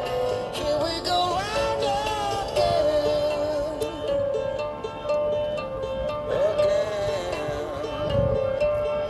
Every little key unlocks the door. Every little secret has It's funny, my first job in the Catskills was a cabana boy. Now, that's where people come to the pool and you grab a mat and a towel and you bring them to their lounge chair. You put it down and they give you $5. Fucking great. It was really good. And at night, we used to party at the pool. All the staff used to party at the pool. And there was this one, we used to get drunk, whatever. One lifeguard. He was a good-looking dude. I'll never forget him. He was a good-looking guy, man. Lifeguard, blonde, six-pack. I was a rocker with long hair. He was just a GQ dude. I think his name was Sean, if I remember correctly. One night we're all hanging out, partying and shit. And he started throwing ashtrays in my section. In my lounge chair section. And they were breaking. The fucking... he's just throwing ashtrays into the section. They're breaking, in my section. And, so I said, fuck you, man. I picked up a lounge chair and threw it in the pool. I was crazy back then. Problem was, I forgot to take the lounge chair out of the pool. So when the activities director showed up the next morning, who threw that lounge chair in the pool? You're done. Fired. But because I was dating the owner of the hotel's daughter, I got a second chance. Then they put me at the golf course. Now my job there was to load up the golf clubs onto the back of the golf cart and take them to the first hole. The first tee. I don't know how I fucked that one up. I don't even remember, but I got canned from that too. And that was it. But I had so many jobs in the Catskills. My next job was at an ice cream place called Busby's, where I worked the ice cream window. You ever work an ice cream window? I doubt it. So here I am working the ice cream window by myself, right? Everything's going pretty good. No problemo. making milkshakes, banana splits, hot dogs, cheeseburgers. What do you need? You don't want to come in? I got the window, right? Next thing you know, a fucking camp bus pulls up. A bus. A whole bus, man. That line was around the block. It was just me. I said, fuck this, man. I took off my apron and I quit right on the spot. I'm done. I'm not doing this. That was my job at Busby's. I'll tell you one more job. Well, two more. I was a waiter at the Concord Hotel. And, you know, you had your lifers. That was good money. I mean, if you were like a regular waiter at the Concord in Dining Room 1, that's where they put all the celebrities and shit, you know. I was in Dining Room 6. We got the leftovers. And what happened was, you would have people from like Friday dinner till Sunday lunch, and they would tip you for the whole time, you know. That was a fucked up job, I'll tell you that.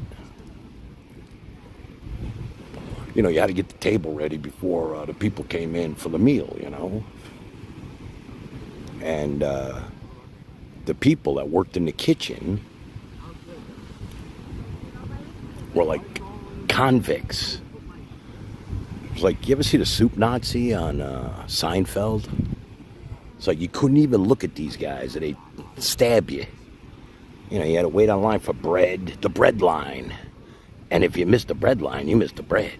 It's like you had to, like, everything was regimented. Like there was a time for everything, you know. It was like you had to be on the bread line, and then you had to be on this line, and then a fucking soup line. I don't fucking know.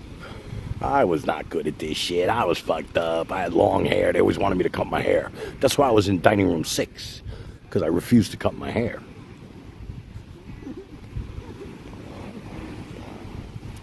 And I don't know, I lived in a hotel for the employees. That was the best part. We all lived together in like a hotel called the Hayden Hotel. And that was a party, man. It was like co-ed, fucking great. And it was a hotel. It was, you know, pool. You know, all the staff lived in this hotel. It was great. It was like a fucking fraternity. Met a lot of friends there. Still have a lot of friends from there. And, you know, one day I missed my ride and I was hitchhiking to work, which was not far, right up the road, really. And the maitre d', the main head guy, picks me up in his Cadillac. His name was Steamboat. Steamboat. I'll never forget it. Bald guy. And, you know, he picks me up and he's talking to me. You know, you could be good at this. You know, you can't be late and you need to cut your hair. You know, I'll move you into a better dining room if you cut your hair. I'm like, fuck that. I ain't cutting my hair and I want to do this for a living. You know? But anyway, I told you in the past that my sister was Barbara Walters' personal secretary. And she was at the Concord one weekend. And my sister had told her that I worked there, that she should ask for me while she was there. Now, when Barbara Walters shows up at the Concord, she's in Dining Room 1. I was in Dining Room 6. And, you know, Steamboat, his little setup, was right near her table. Anyway, somebody comes to my dining room and says, David, Barbara Walters is asking for you. I'm like, really? Yeah, she wants you to come up and say hello. I'm like, okay, shit. So I went up, go to Dining Room 1, and there I am. And There's Barbara Walters. And she was at my sister's wedding anyway, also. But, there I am talking to her. You know, hey, what's up? What's up, Barbara? You know? No biggie. Barbara Wawa. But Steamboat's watching me do this, right? He has no idea that she's a family friend.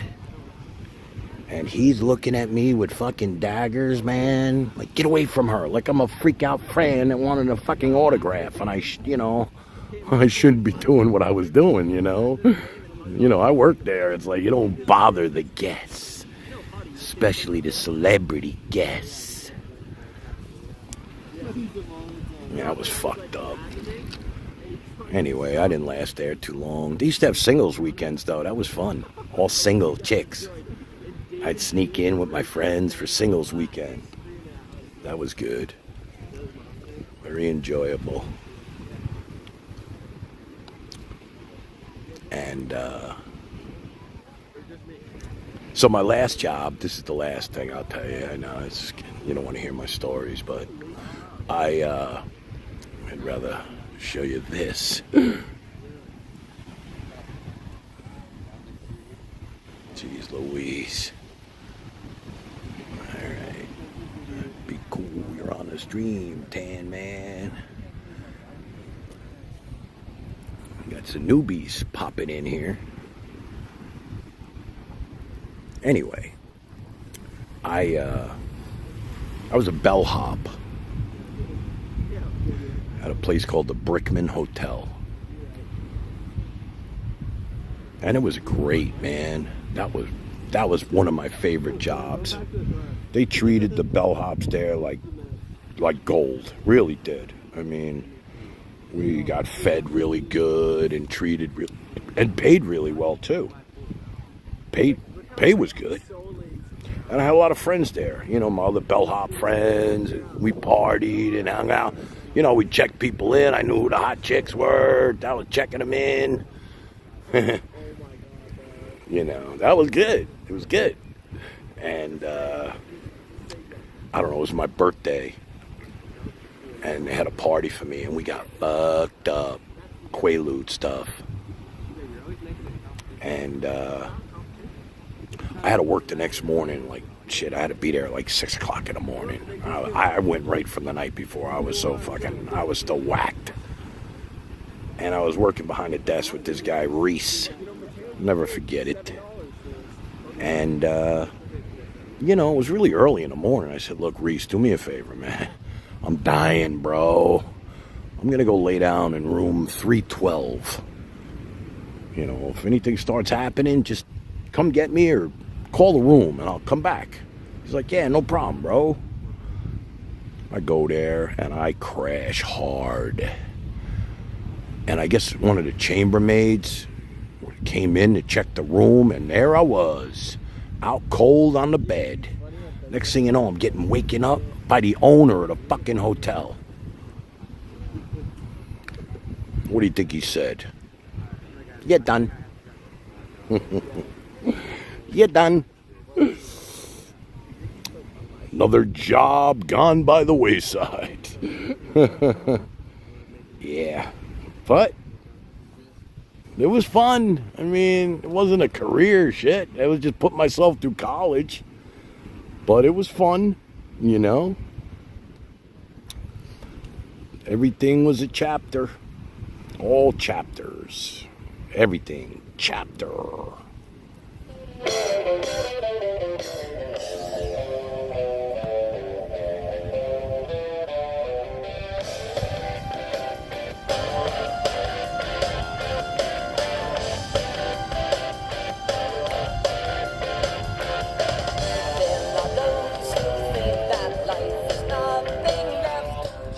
Roarer 714 was printed right on those pills, my friend.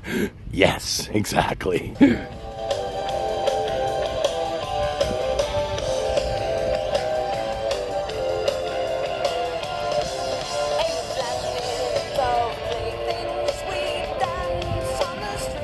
You know what amazes me too? That I'm still alive even. I never thought I'd live this long. I really never thought that I would live this long. I swear to God.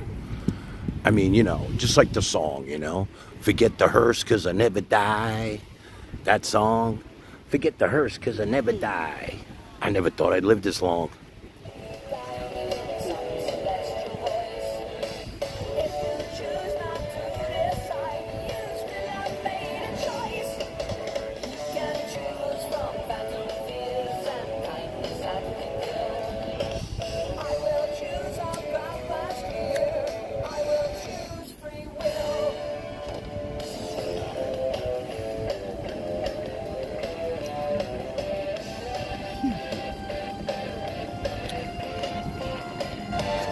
I'll tell you one thing now, I met a lot of great people in my life on the road, on this journey that I have been on. Man, I did it all, man. I got to be honest with you. I had a great childhood. I lived in an amazing development with my friends right next door, and a park right across the street where you could your mother would call you for dinner. David, dinner. I mean, nobody worried about kidnaps and shit like that. My high school, Bolorama will tell you, we had the best time. We partied like rock stars, went to every concert. Shit. My college, I just told you some stories about that shit. Yeah, that was nothing. That was just like before I even got to college. That was like the summer before I went to the school. Shit took off from there, I'll tell you that. And, and then going to video school in the city, that was amazing. I mean, that was just off the charts. Amazing. Right next to FIT, the Fashion Institute, and the people in my class were like, shit, amazing. And then working for ABC and traveling and Wide World of Sports and just all of that shit was just great experience. And then working for Dr. Ruth and Regis Philbin show and meeting all the celebrities. That was amazing. And then I lived in Manhattan, had my own apartment, Studio 54. I mean, I was doing it all, man. I was hanging out with models 2 at a time. Had some great friends in the city. All my friends used to come to the city to visit me on the weekends. We'd go out, get fucking whacked. We'd pregame at my apartment. And then I went back and met my ex-wife and dated her for 10 years. Had some great friends while I was home. I lived in Nyack, right on the Hudson River. It's a great town, party town. Got married, bought my house, had the wedding, had the kids. It's like I lived a full life, man. I really did. One of the things that I'm happy, being on the radio, I was on K-Rock. Jesus Christ. I was on fucking K-Rock. I was on ESPN radio. Like, holy shit, this is unbelievable. Life was good, man. I did all the J.G. Wentworth commercials. You guys ever see those commercials? 187 cash now. Call J.G. Wentworth. 877 cash now. I did all their commercials for J.G. Wentworth. That's right. Had my own studio. Had my own wedding business. Shit, I was going to weddings. Like every weekend I was making a fucking ton of money. And then I'd leave somebody there because I'd be at the radio show. So it was great. Just really good, man. Used to give out t-shirts at the wedding. Game show radio t-shirts. And, everything was good. And I got a job with an advertising agency because I had to get out of my studio because the equipment, everything changed to HD, and then I was done, man. I had to buy all new shit. I just wasn't going to invest all the money I had spent on SD. That's like, everything switched to HD, and the cable companies wanted their shit in HD, and I couldn't do it. And I had a guy right then and there who reached out to me and said, I would like to run my video division. We want to upgrade to HD. And I was like, shit, yeah, I'll do that. wound up going to school in Manhattan for like, I don't know, a couple of days to learn a camera that he had me buy. So I had to learn how to use it in a class that they taught you. It's a really great camera. It was like $30,000 fucking, called the Red. Anybody knows the video business, you can look it up. It was called the Red.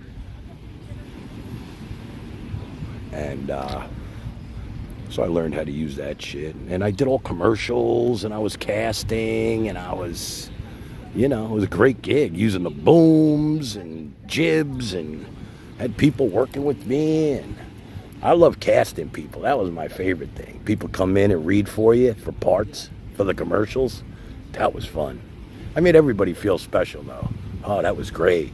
Even though I knew they weren't going to get the job, I always made them feel good about it, you know, that they did great and going to put you in the file. Definitely going to keep you on file, you know. And then COVID hit.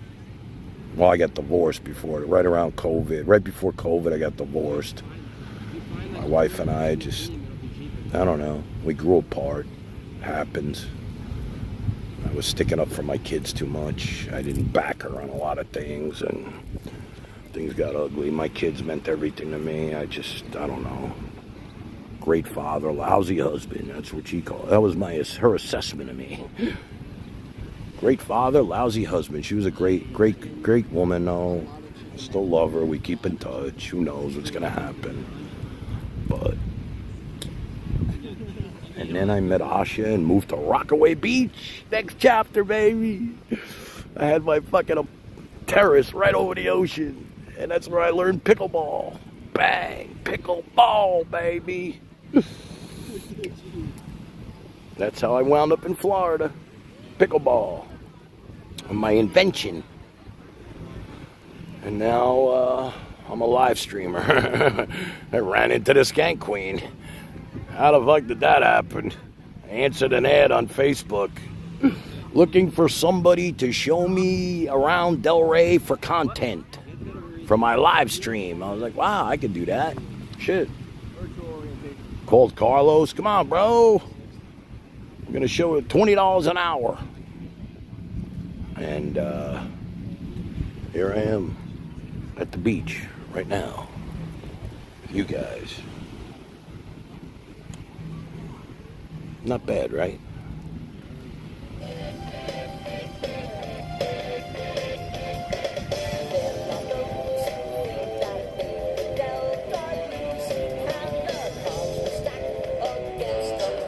Listen, Alter, my kids are my number one priority. Don't get that wrong. 100%. I took care of them every day, 24/7, right till they got their cars and they got their friends and they didn't need daddy anymore, and it was over for me. Empty nest.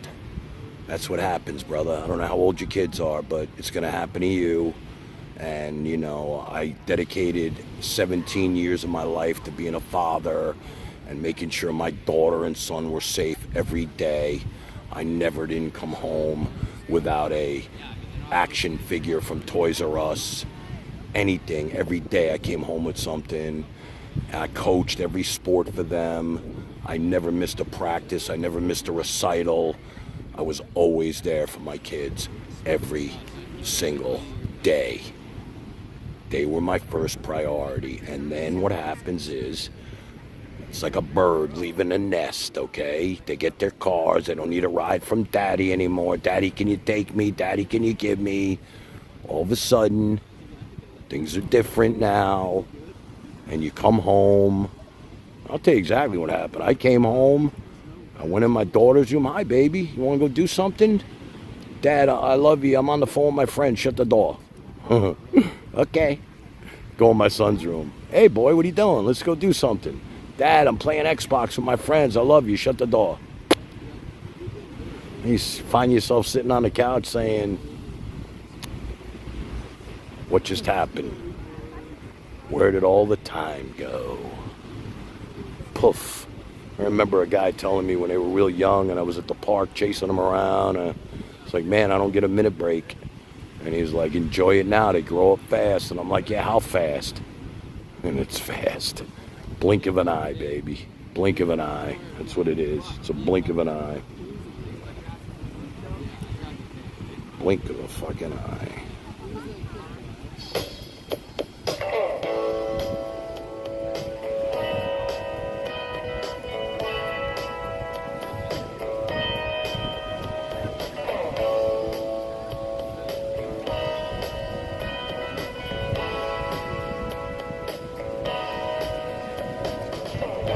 Sometimes I don't know why, but this old town just seems so hopeless.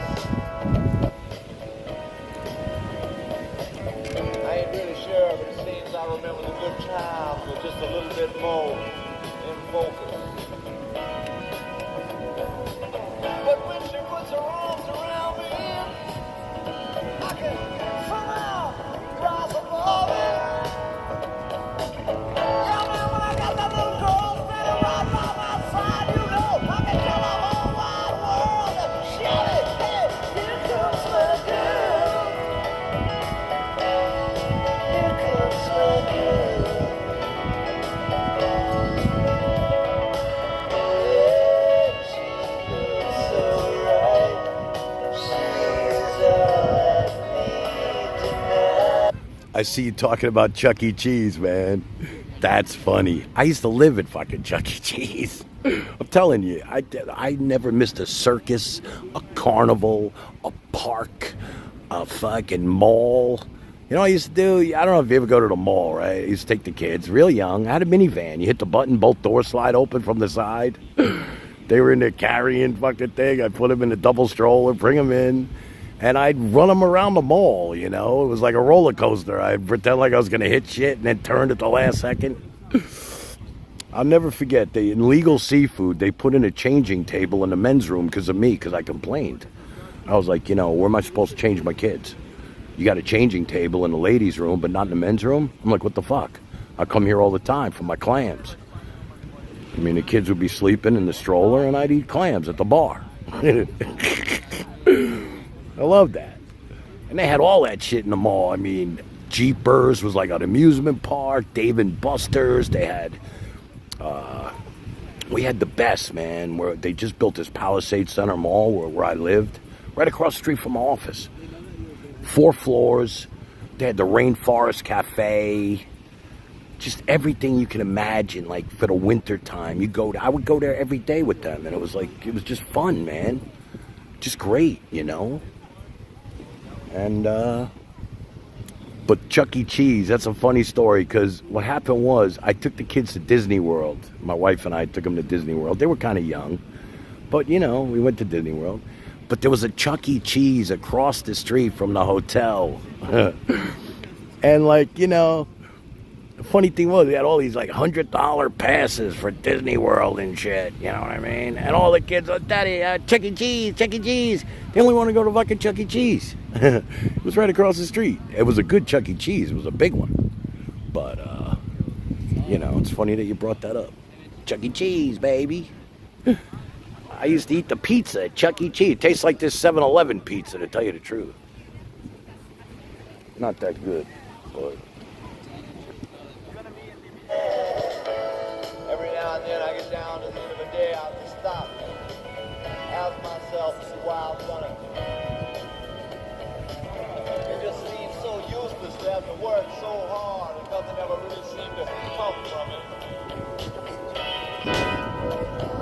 And then she looks me in the eye and says, we don't last forever, man. You know I can't begin to die, honey. No.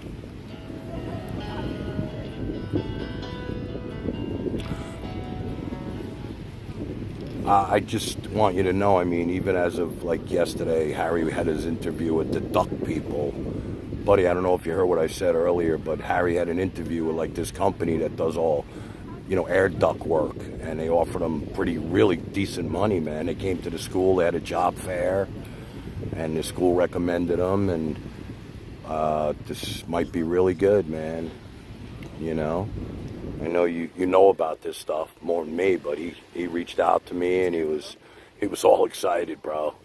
You know, and I told you about my daughter. She passed the state exam and she's got that job now with the doctor group doing the ultrasound, and I'm fucking happy. I can actually sit here and be relaxed knowing that my kids are good. So It's a good feeling that I got them to where they need to be, and I never got a call in the middle of the night. They were both good kids and healthy and never really trouble, really good people. You know, they visit their grandmother, and they're really, you know, I put the fear of shit into them. Like, what I used to do is like, hey, listen, even when they got a little older, I say, listen, here's what's going to happen if you drink and drive. You get pulled over, you're going to lose your license for a year, you're going to have to take the bus, you're going to have to do this, take classes, it's going to cost you a shit ton of money for a lawyer. If you steal something, you're going to have to fucking, you know, there's cameras in every store now, they see what you're doing, it doesn't matter, you can't steal. You know, I put the fear into them so they would never do shit like that, you know? If your friends jump off a bridge and they're like, jump, jump, jump, tell them to go fuck themselves. You jump. I ain't jumping. You jump. You drink.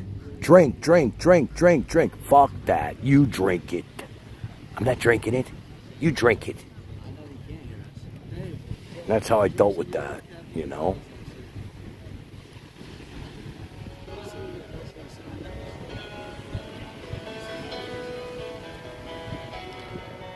Underneath the trees, we watch the sky, confusing stars, the satellites. I never dreamed that you'd be mine, but here we are. We're here. All Stars here. What's up, Frankie boy? Thought you coming on panel with me, bro. When's that happening? Is anybody gonna come on the panel with me? I mean, why doesn't anybody want to come on the panel? Are they afraid of me? Am I going to disrespect you in any way? I mean, I would never ask you the tough questions. I mean, I need some guests. Do I have to reach out and, like, get people that you don't know? See, I was thinking about it, like, oh, I could, you know, reach out to my friends and send them the link, but you're not going to know who they are. What would you rather see? My friend George from, you know, Parsippany? Or Skittles, or, you know, what would you rather see? Relentless or Frank from Bloomingfield? You know what I mean? It's a community. We want the community people. We want the bottom of the barrel people. The bottom of YouTube, baby. That's who we are, and that's who we'll be. Fuck it.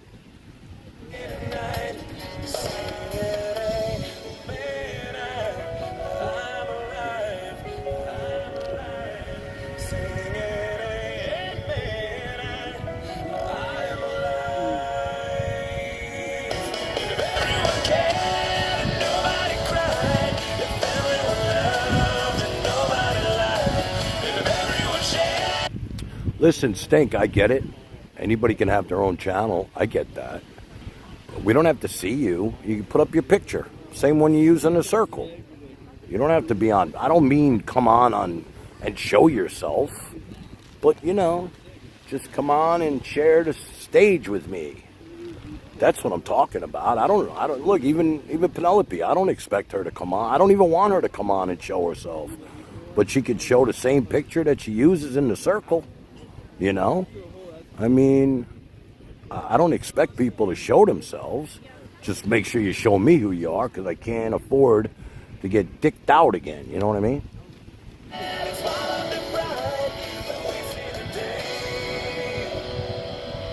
Nobody died, and I'm singing, amen, I'm alive, amen,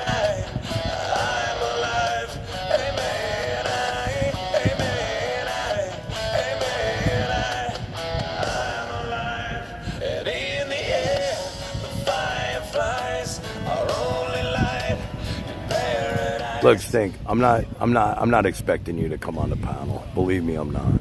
You weren't somebody I was thinking about anyway. I know you enjoy your anonymity, your privacy, and, you know, there's some people I would never subject to this shit. I get it. That's why you don't hear me talk about the people that I deal with on a regular day basis. I could have had Aunt Sandy's girl come on with me, but I thought it would be best for her own sake if I didn't. You know what I mean?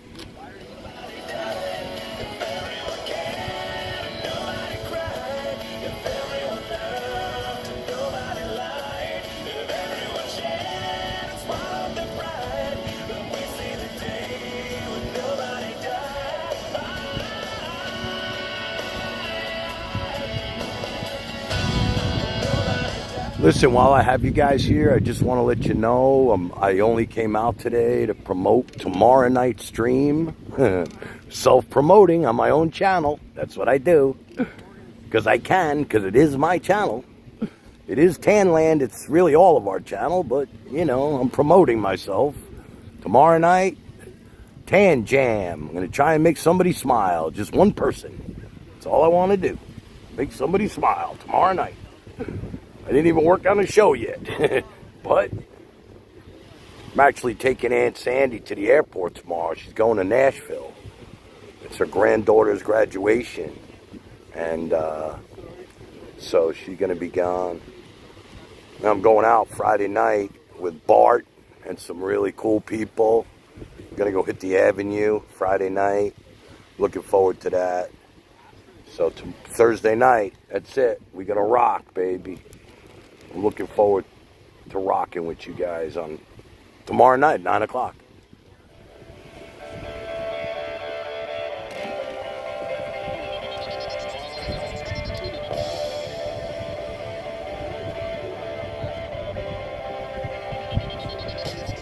It was a Monday, a day like any other day. I left the small town, early apple in decay. It was my destiny, it's what we needed to do. They were telling me, I'm telling you. I was inside, looking outside, the millions of faces, but still I'm alone. Waiting, I was up waiting, paying a penance, I was longing for home. I'm looking out for the two of us. I hope we'll be here when they're through with us. Getting tired of looking at these guys, I gotta be honest with you.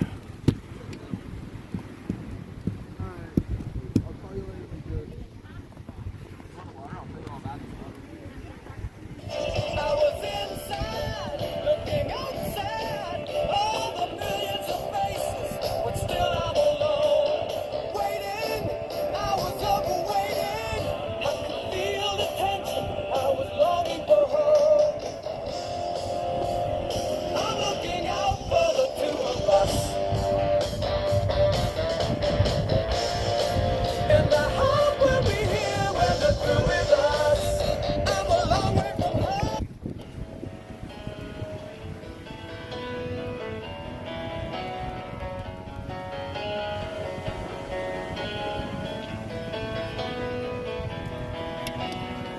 From underneath the trees, we watch the sky, confusing stars, the satellites. I never dreamed that you'd be mine, but here we are, we're here tonight, singing, amen, I'm alive,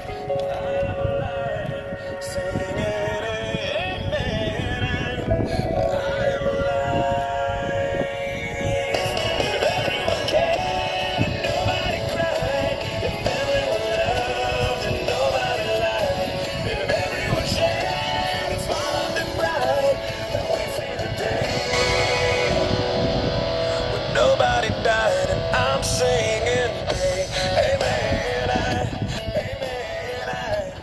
I'm alive, amen,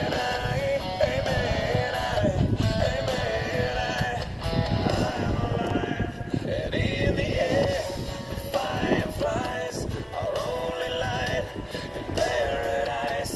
We show the world they were wrong and teach them up. I'll tell you, I repoed my chair. It's fucking sand. It's like 100 degrees. You could fry an egg on this shit. Definitely tanning up for tomorrow night, baby. Yeah.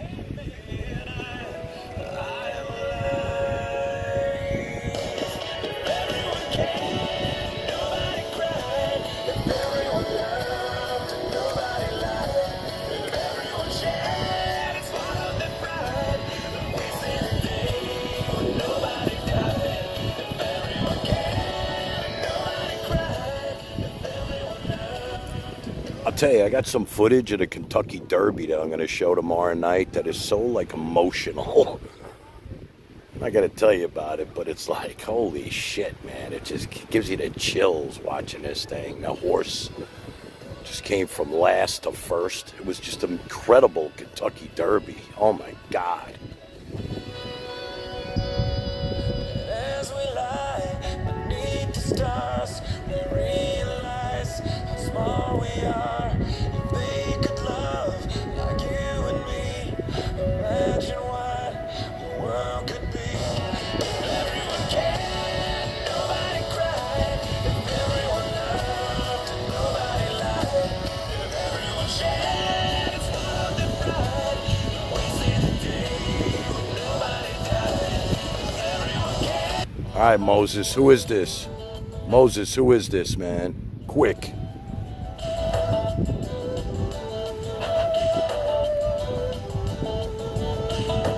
The of evening fills the room.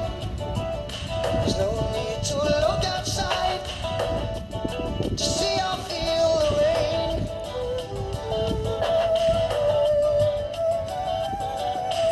And I reach across to touch her, but I know that she's not there. There you go, All-Star. Rain keeps running down the window pane. Time is running out for me.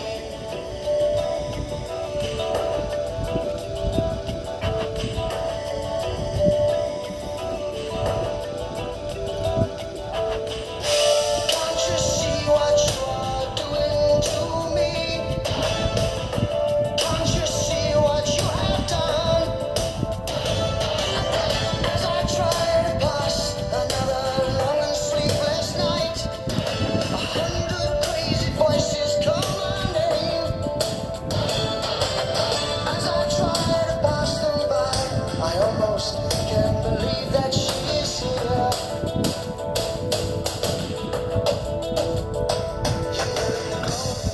RD's here. RD, what up, my boy? How you doing, kid? Hope all is well, RD. You see, we shall never be together again. All of my life. For the lonely people, empty rooms, and all the pointless fight. Marianne Cookie. Hi, beautiful. Welcome to the beach. That we shall be together again. Now I can see the chat because I repositioned the camera. Glazing help to keep outside the night. Only city sirens can't get through. Night on sheets and blankets help to minimize the cold. But they can't keep out the chilling sounds. Will the nightmare soon give way to dreaming that she is here with me?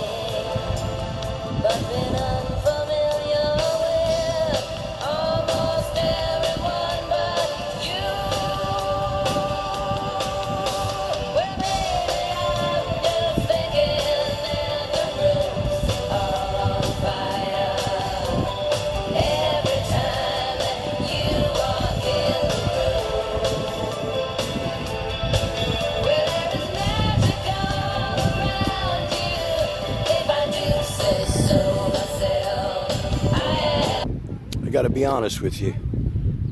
I believe there is magic all around the people in this chat, in this group, in this community. We have something really special, and I truly believe that. We do. A lot of people don't have what we have. You know that? This is fucking special. It's magic.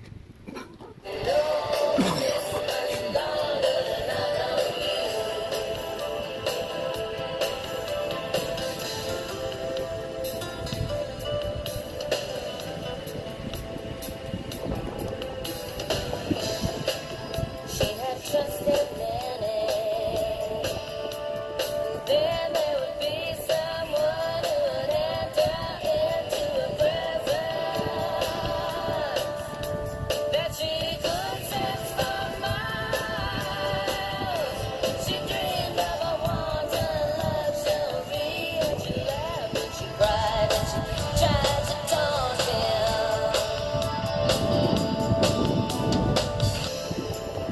And he hated to be separated from that picture.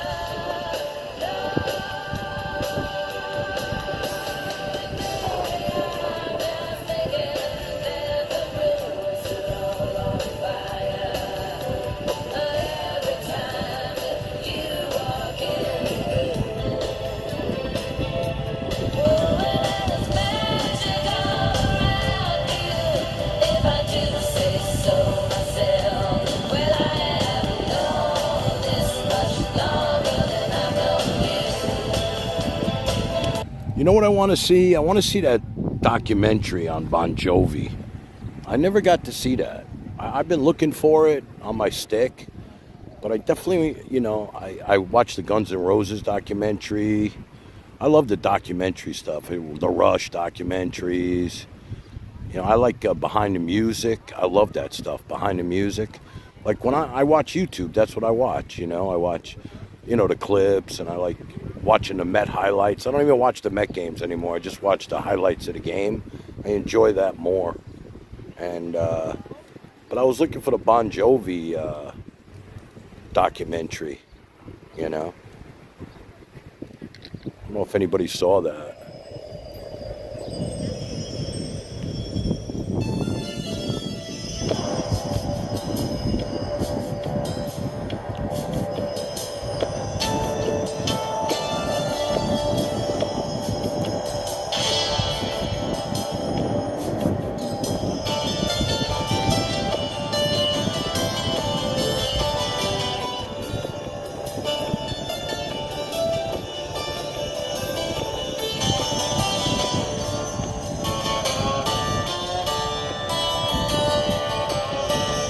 You know what I love though? When anything good happens with my kids, they call me first.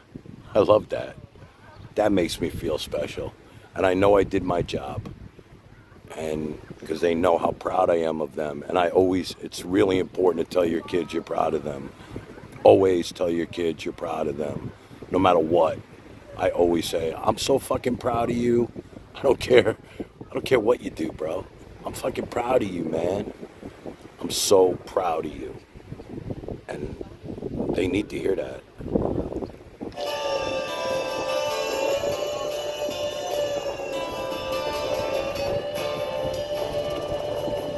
It's all the same. Only the name will change every day. It seems we're wasting away. Another place where the faces are so cold.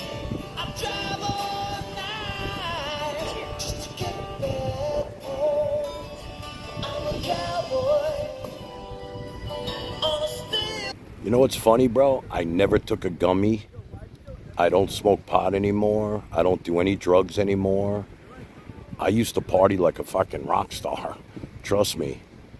I had told you guys a story that I had floated away and came back, and I never touched. I mean, I smoke. I get it. I have a beer once in a while. And all those people that think I'm an alcoholic and shit, I haven't had a beer since our last show, and I only had one that night. I mean, I don't really enjoy being drunk, I can tell you that. And drink beer out of a straw? Is that being an alcoholic when I don't drink every day? I like to drink when I'm on the stream. It just, I don't know, loosens me up, I guess. Other than that, I don't even think about it. I'm an iced coffee guy, period. But I don't need drugs anymore. I'm done with that shit. Completely done.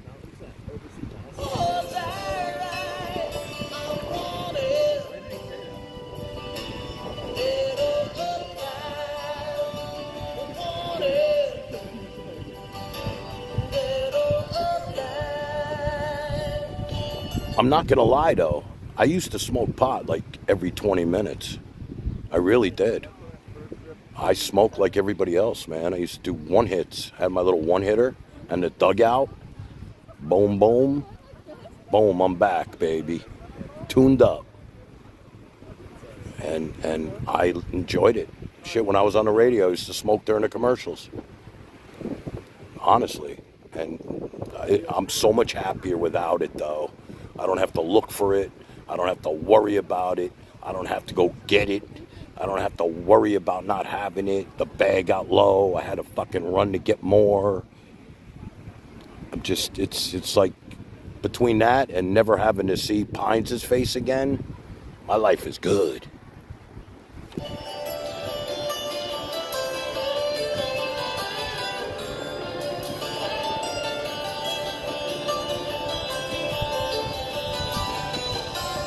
Sometimes I sleep, sometimes it's not for days. The people I meet always go the same. You know, that's the funny part, right? It's like the day I quit, it became legal. You can get it at the fucking gas station here, the dispensaries. It's all good shit. You know, it's like the best of the best, and I never even experienced it because I just can't. I can't look at it. I can't look at it anymore. I promised the light that I would never touch it again, and I haven't. End of story. I'm not going back that way. I'll tell you that. Sometimes you tell the day by the bottle that you drink. The times when you're alone, all you do is think. I'm a cowboy on a steel horse I ride. I'm wanted, head of the line. I'll tell you, I haven't seen Bolarama since her wedding. You know, we talk all the time and everything, and I see her on Facebook on her pictures and shit like that, but I haven't seen her in person since her wedding. I was at her wedding. It was like, I don't know. She just redid her vows. I spoke to her. She said it was great. She had an amazing time, and all's well that ends well.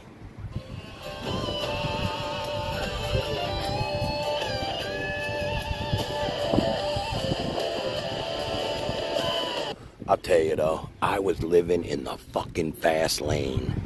I was coming out of after hours clubs, and it was the next day. The sun was shining. I loved it though. I really did. I didn't hate the after. I hated the after effects, but I loved it, man. I'd go all night, do shots, you know. I was hitting it. I was hitting the package. Only on Friday nights though. I'd go Friday night to Saturday morning and then not touch a thing until the next Friday. Every Friday I had to like do my thing, man. But I wasn't like stupid, and I didn't get like sloppy. I was like, I could stay myself and do shot after shot after shot, drink tequila, enjoy people's company, still talk. And you know, I wasn't doing it crazy like that, but it kept me going all night, man. All night. I was living in the fast lane, no doubt about that. Holy shit.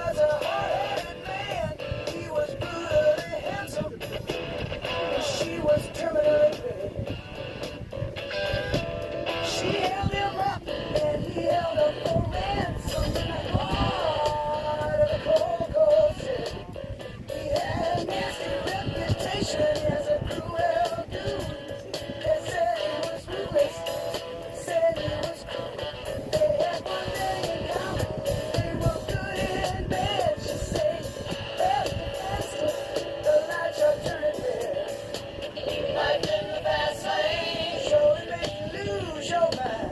Life in the fast lane.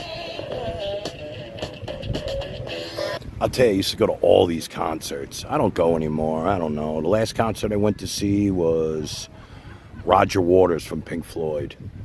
But I used to go see all. I saw shit. And I was telling you guys a story about how I went to see the Cars. Yeah, the Cars in Central Park. And, you know, it was on the Great Lawn. I don't know if anybody knows where that is in Park Avenue. You know, not Park Avenue, Central Park.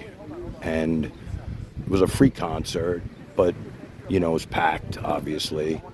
And there was a guy who climbed up a tree, all the way up the tree, to get a better look at the stage. And all of a sudden, we were right there. This was sick shit, man. You hear the branch break, and the fucking guy tumbled to his death. Right in front of us. You heard the thud.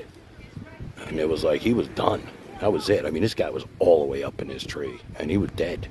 Ambulance came, took him away. Imagine telling somebody that your family member died at a fucking Cars concert. Give me a break.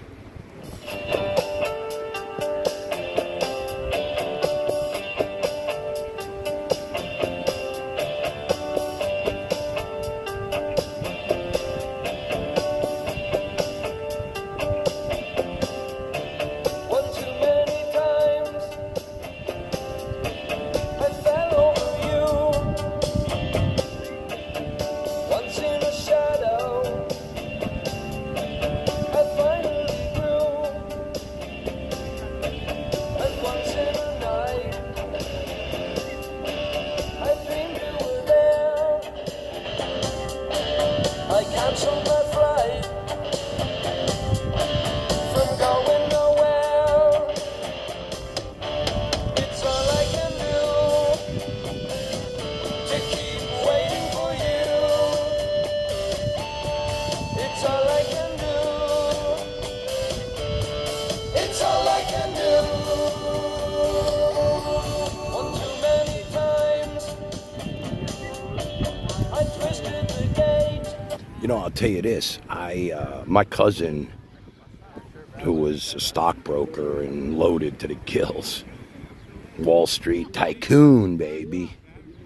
He actually took me, although I met Robert Plant in person, told you that story a few times, he took me to see Plant and Page at the Garden. So it was like seeing Led Zeppelin. That was probably the best concert I ever saw, I gotta be honest with you. It was so freaking good. And we were sitting like third row, Plant and Page at Madison Square Garden, man. It was seriously amazing.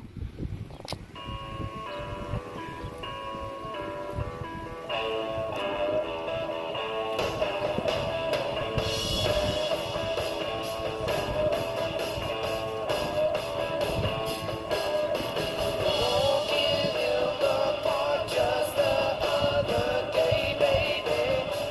What do you think I saw?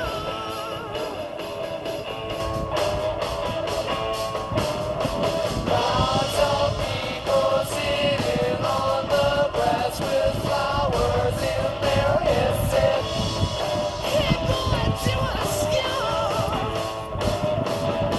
And you know how it is.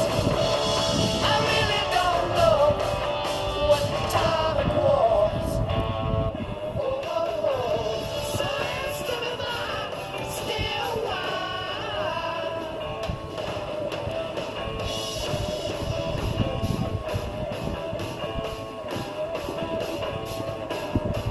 I didn't notice, but it had got very dark and I was. You know what's funny? These guys that just walked by, they wanted to talk to those girls so fucking bad, but they got no rap. It's too bad. Because, you know, that could have worked out pretty good for them. Sad. Oh, get in line! Get in line! Well, you know, they asked us to stay for tea and have some fun.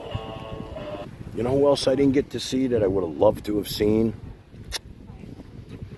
Be honest with you, Supertramp. I love Supertramp. You guys like Supertramp? I love Supertramp.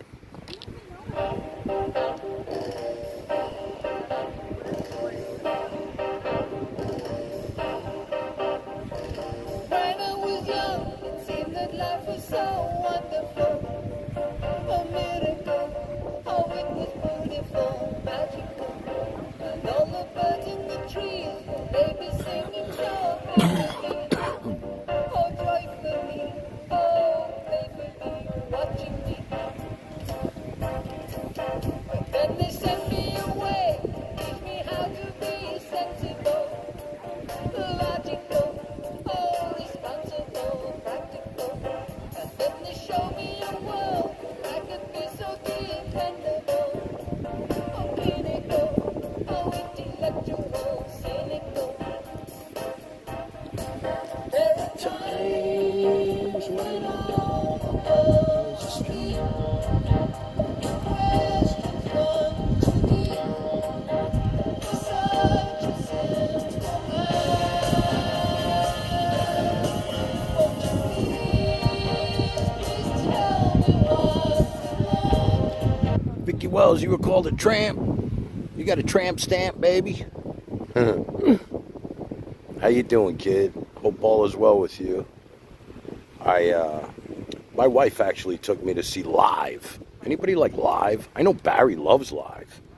I saw Live at a college. It was a standing room only kind of concert, and we went to see Live. Man, they were good. Live, shit.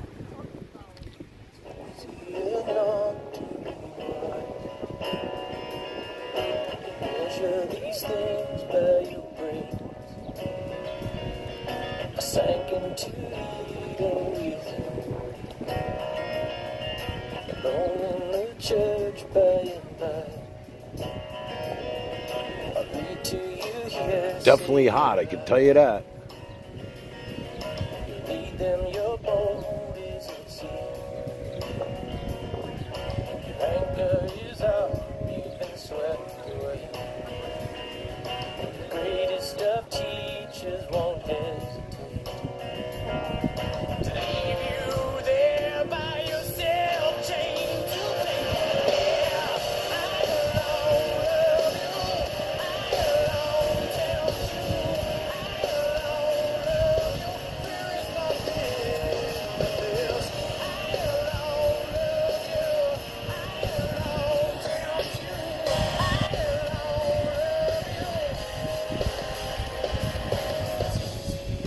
love you. I gotta be honest with you, if I was younger, those girls have pretty amazing bodies. Gotta be honest with you. There's no doubt about it. Now, I gotta assume they're over 18, okay? So don't come at me with the bullshit. I'm not zooming in. Like I said, I repositioned my chair. It is what it is. I'm sure people are clipping this, ready to clip me, and I don't give a fuck.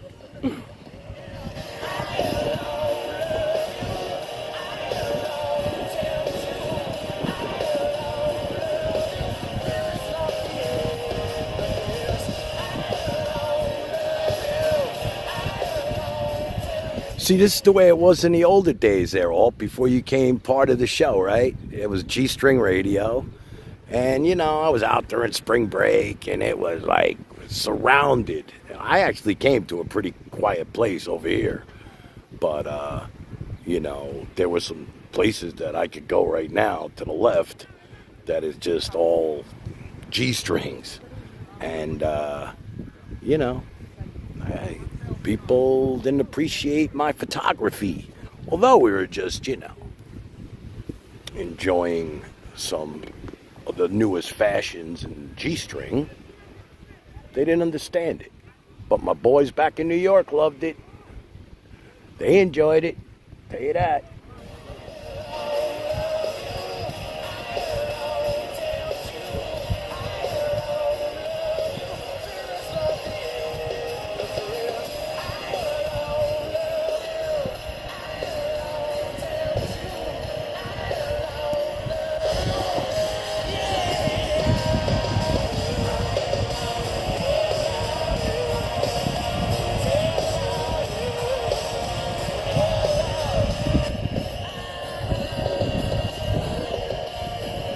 Hey, there's William Walsh. It's YouTube, not beer tube. How many drinks you have, my boy? I can just picture you. I've seen you on the panel in your trailer with the beer cans, boy. Yeah. Canada, baby.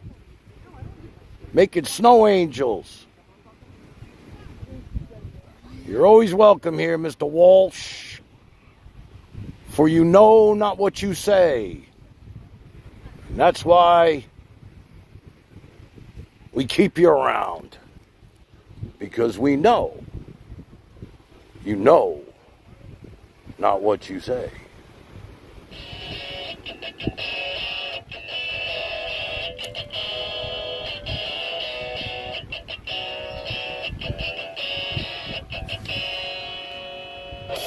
She calls me Goliath and I wear my David mask. I guess the stones are coming too fast for her now. Hey, William, I just want you to know, brother, that I'm on here right now because I'm promoting my show for tomorrow night. Okay? Tomorrow night, 9 o'clock, Tan Jam, if you're around, okay? We want you to be the first one in the chat. Tomorrow night, 9 o'clock, Tan Jam. You're all invited. I hope you could join us.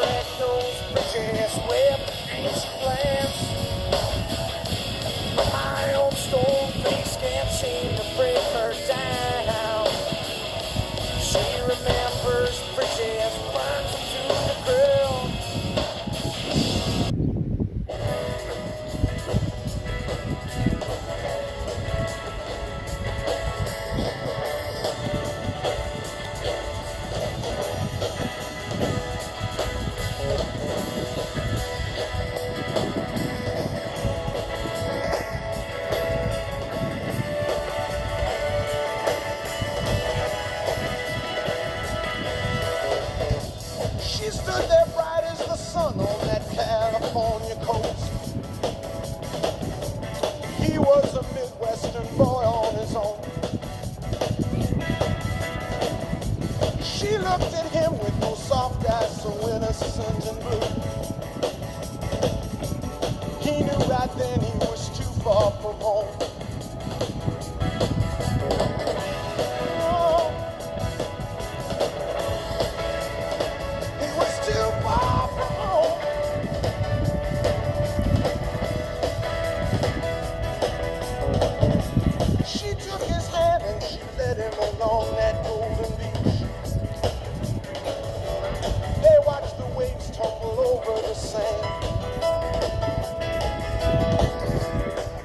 You know, is Cali Girl still out there? I haven't heard about her at all.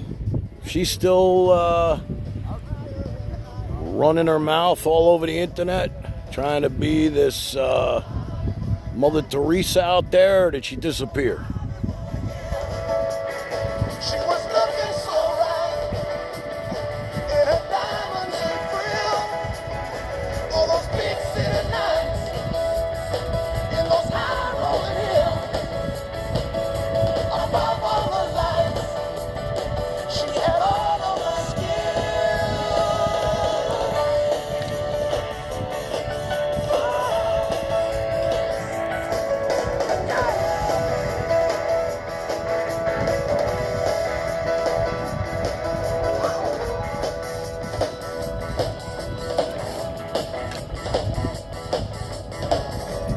He'd headed west 'cause he felt that a change would do him good. Oh, this guy's making his move. See some old friends, good for the soul. She had been born with a face that would let her get away. He saw that face and he lost all control. Yeah. He had lost all control.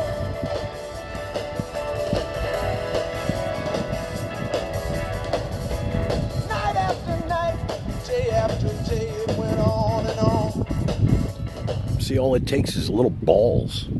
People want to meet people. You know? They want to meet people. It just takes balls. Here comes Junior. Here comes the other one. Boom. And now they'll probably wind up going out tonight.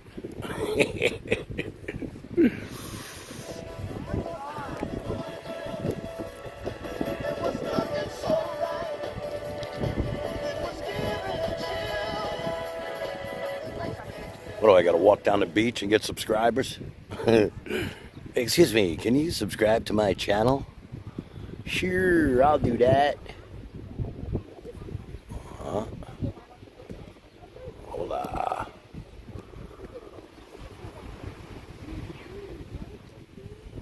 Personally, here goes our girl, Whitey. I had a horse that looked like that. She was very white. Look, the sand is so fucking hot. You gotta run. Run, run.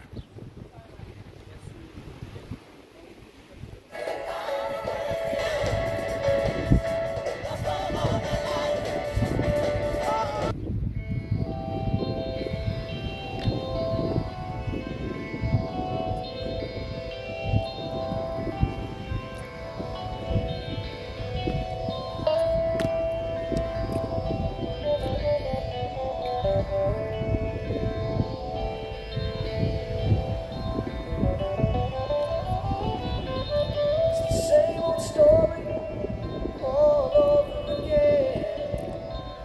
Guitar lover is just another friend. I wanna love you, I wanna make you mine. You grew up in the tropics, huh? Then what happened? You wound up in your apartment. You wanted to be near Disney World. I get it.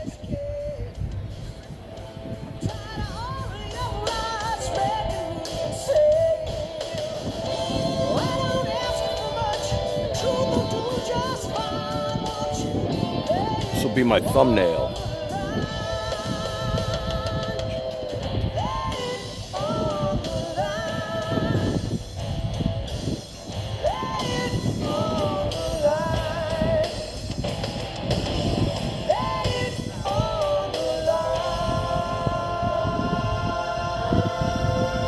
Don't waste my time.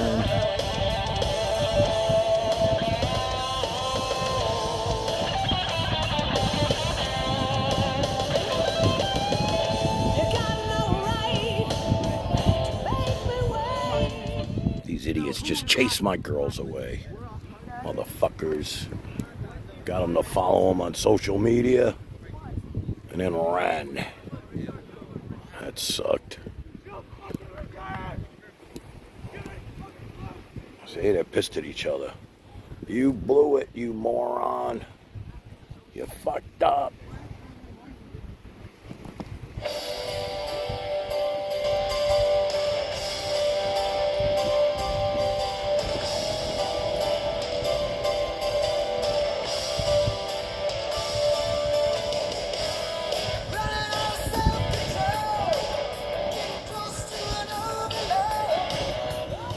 You know what I'm gonna do tonight? I'm gonna go home, gonna have my roast beef, and I'm gonna sit down and I'm gonna try and find shit that's gonna make you guys smile tomorrow night at 9 o'clock.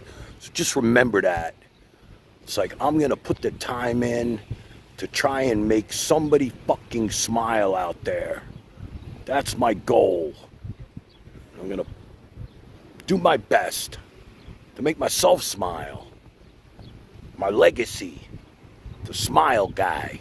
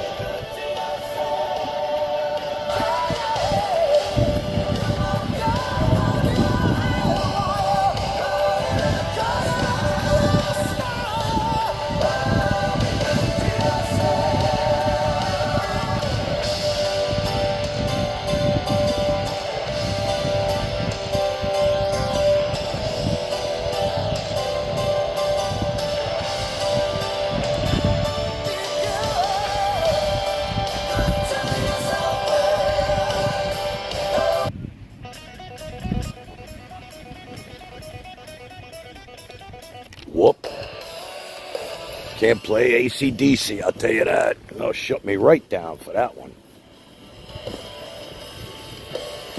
I mean, I love AC/DC, but I can't play AC/DC because they'll shut it down. I know that.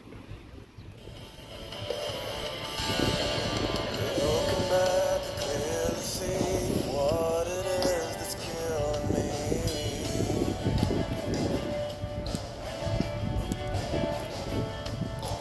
Through the eyes of one to know, see a vision once let go.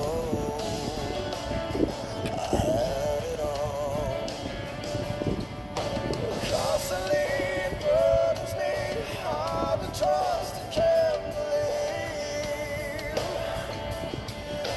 Lost the faith and lost the love, but when the day is done, when they open their eyes and realize we are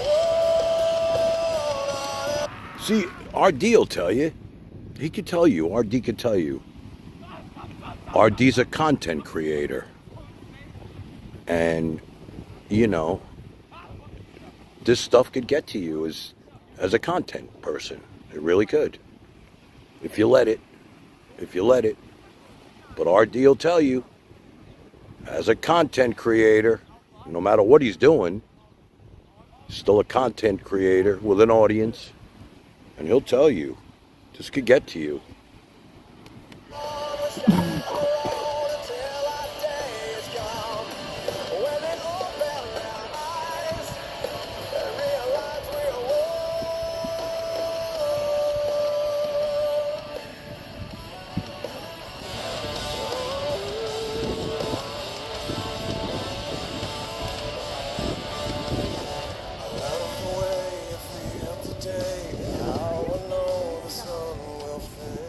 You know I love you, Stink, but don't ever ask me to be a circus clown, my girl. It's not who I am, and I don't need your donos. You know that. But still I run. It's hard to walk this path alone, hard to know which way to go. Will I ever save the day? Will it ever change? Besides, the fucking sand is so hot right now, I'd burn. It's burning hot, the sand, trust me. I am tanning up like you wouldn't believe. I want to look good. I got to keep the tan for Tanland, you know what I'm saying? Wouldn't be the Tan Man if it wasn't tan on my own show.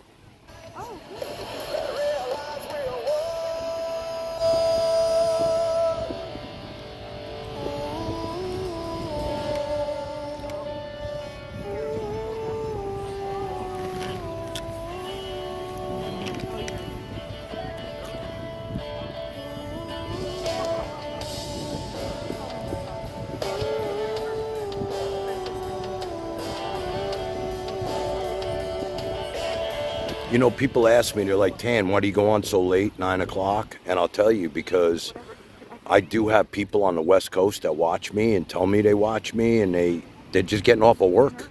So to them, it's only 6 o'clock. So it's as late as I could do it. I'm trying to be cool, you know. Believe me, I'd go on at 8, but it's shit, then it's only 5 o'clock there. So I'm trying to make everybody happy.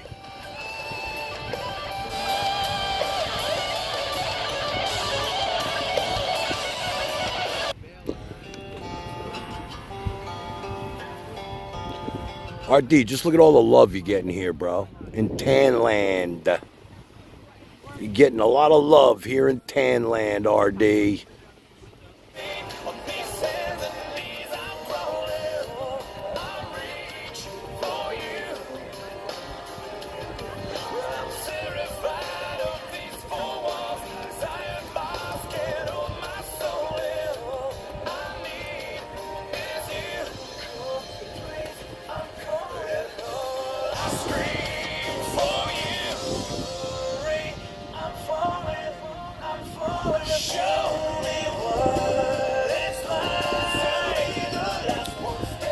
Yes, Beth is married.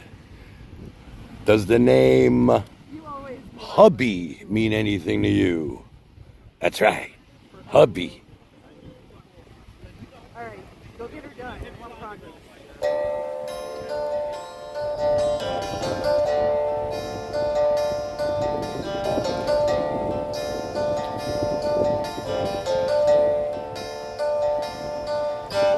Smash, crack, push, whack. Tie another one to the racks,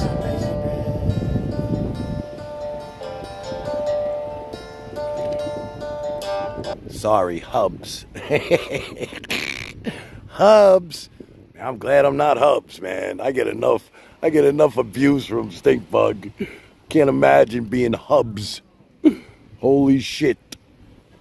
Hey, kid, rock and roll. Nobody tells you where to go, baby.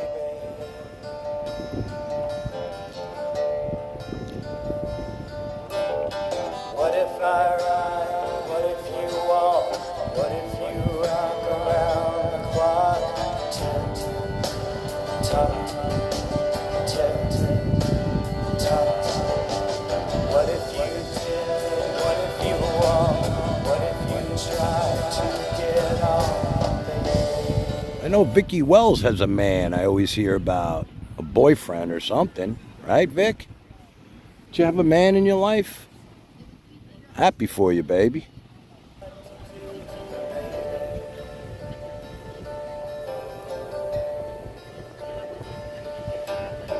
Hey, kid, shake your leg. Maybe you're crazy in the head.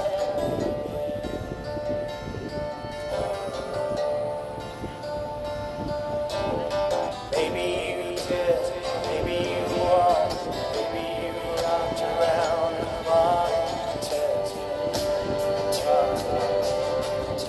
Listen, put a 1 in chat if you guys think Penelope would be a great co-host for me. We don't have to see her. We just hear her voice on the panel, loving everybody, being the wonderful person that she is. She doesn't have to pay to be on. She just has to be Penelope, the loving, wonderful Penelope that I know, that loves everybody out there, that wants no negative energy. I love the way she talks to me like she's my ex-wife. David Stanford, you stop it. And I do. She definitely could shut me down if I get activated in a second. But she'd hate me because I'd cut her off with my clips. You know what I mean? Snap, crack, shack, tie another one to your back, baby. Yeah, T-Ray does it. When I talk to T-Ray sometimes on the phone, she'll do that. I'm like, what are you trying to be, Penelope now?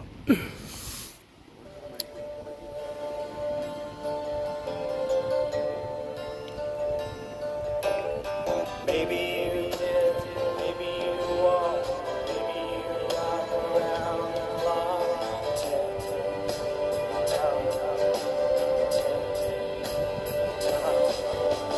Maybe I ride, maybe you won't, maybe I try to get off, baby.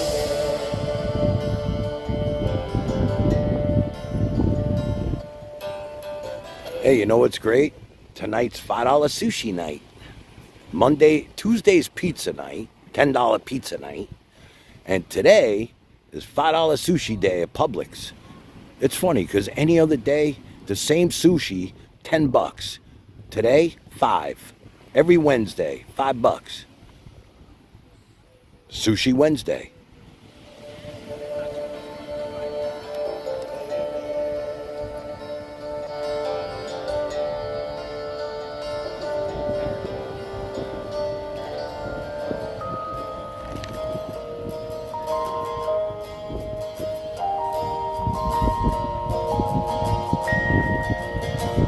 Is love so fragile and the heart so hollow?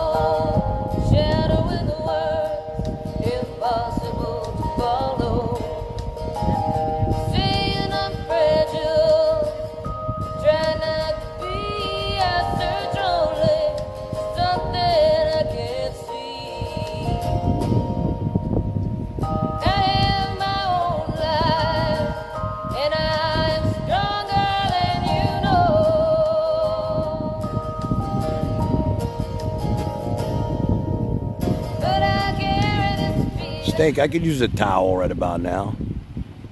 You know what's funny? Somebody made me an excuse towel.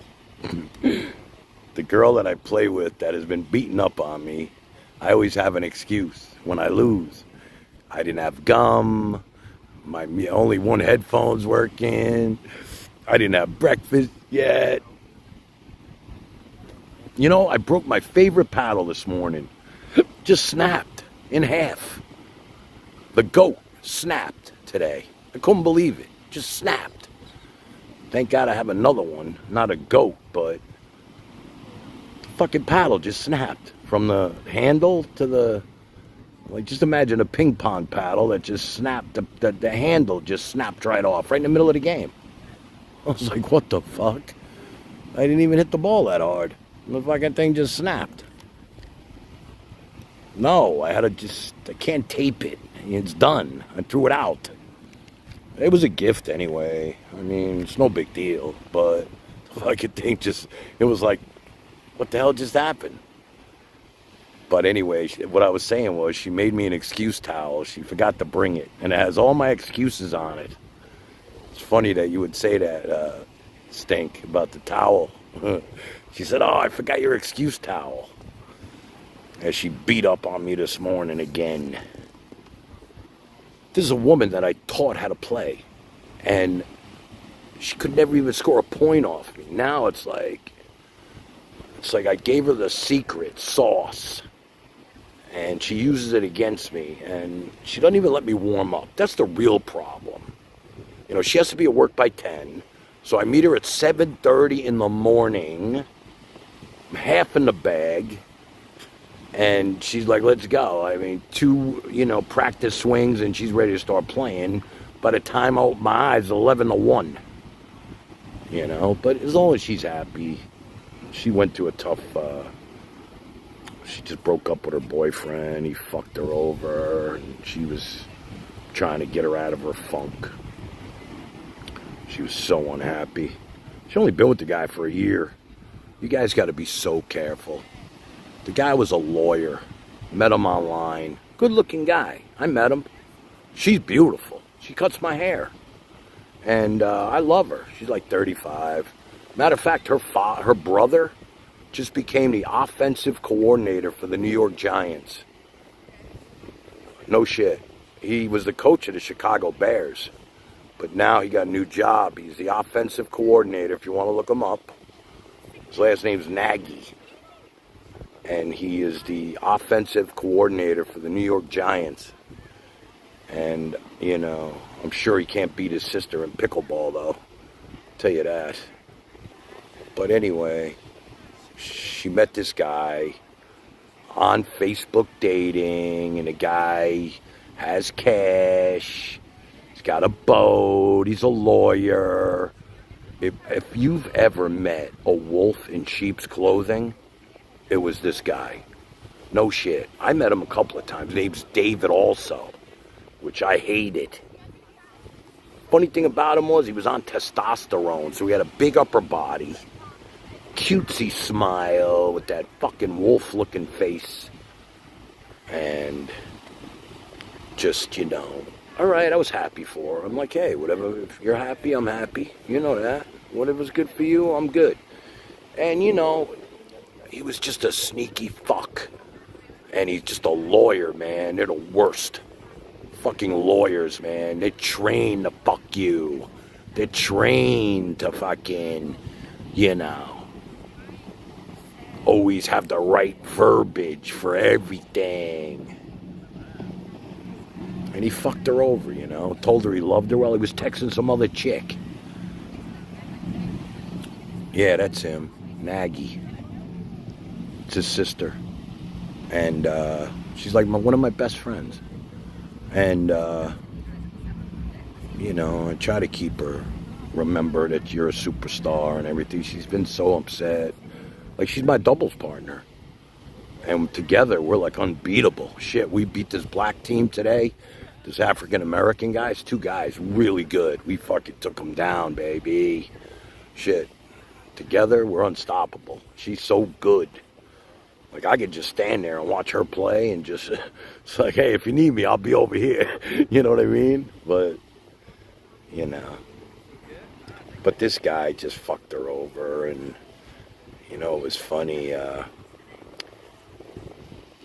He was dating her and another girl at the same time. She's really good at this shit. So what she did was, she had the girl on the phone, the other girl, and had him on a three-way, and he didn't know that the other girl was on the phone. And she's like, he's telling her he loves her and this and that, you're the only one, while the other girl's listening. You're done.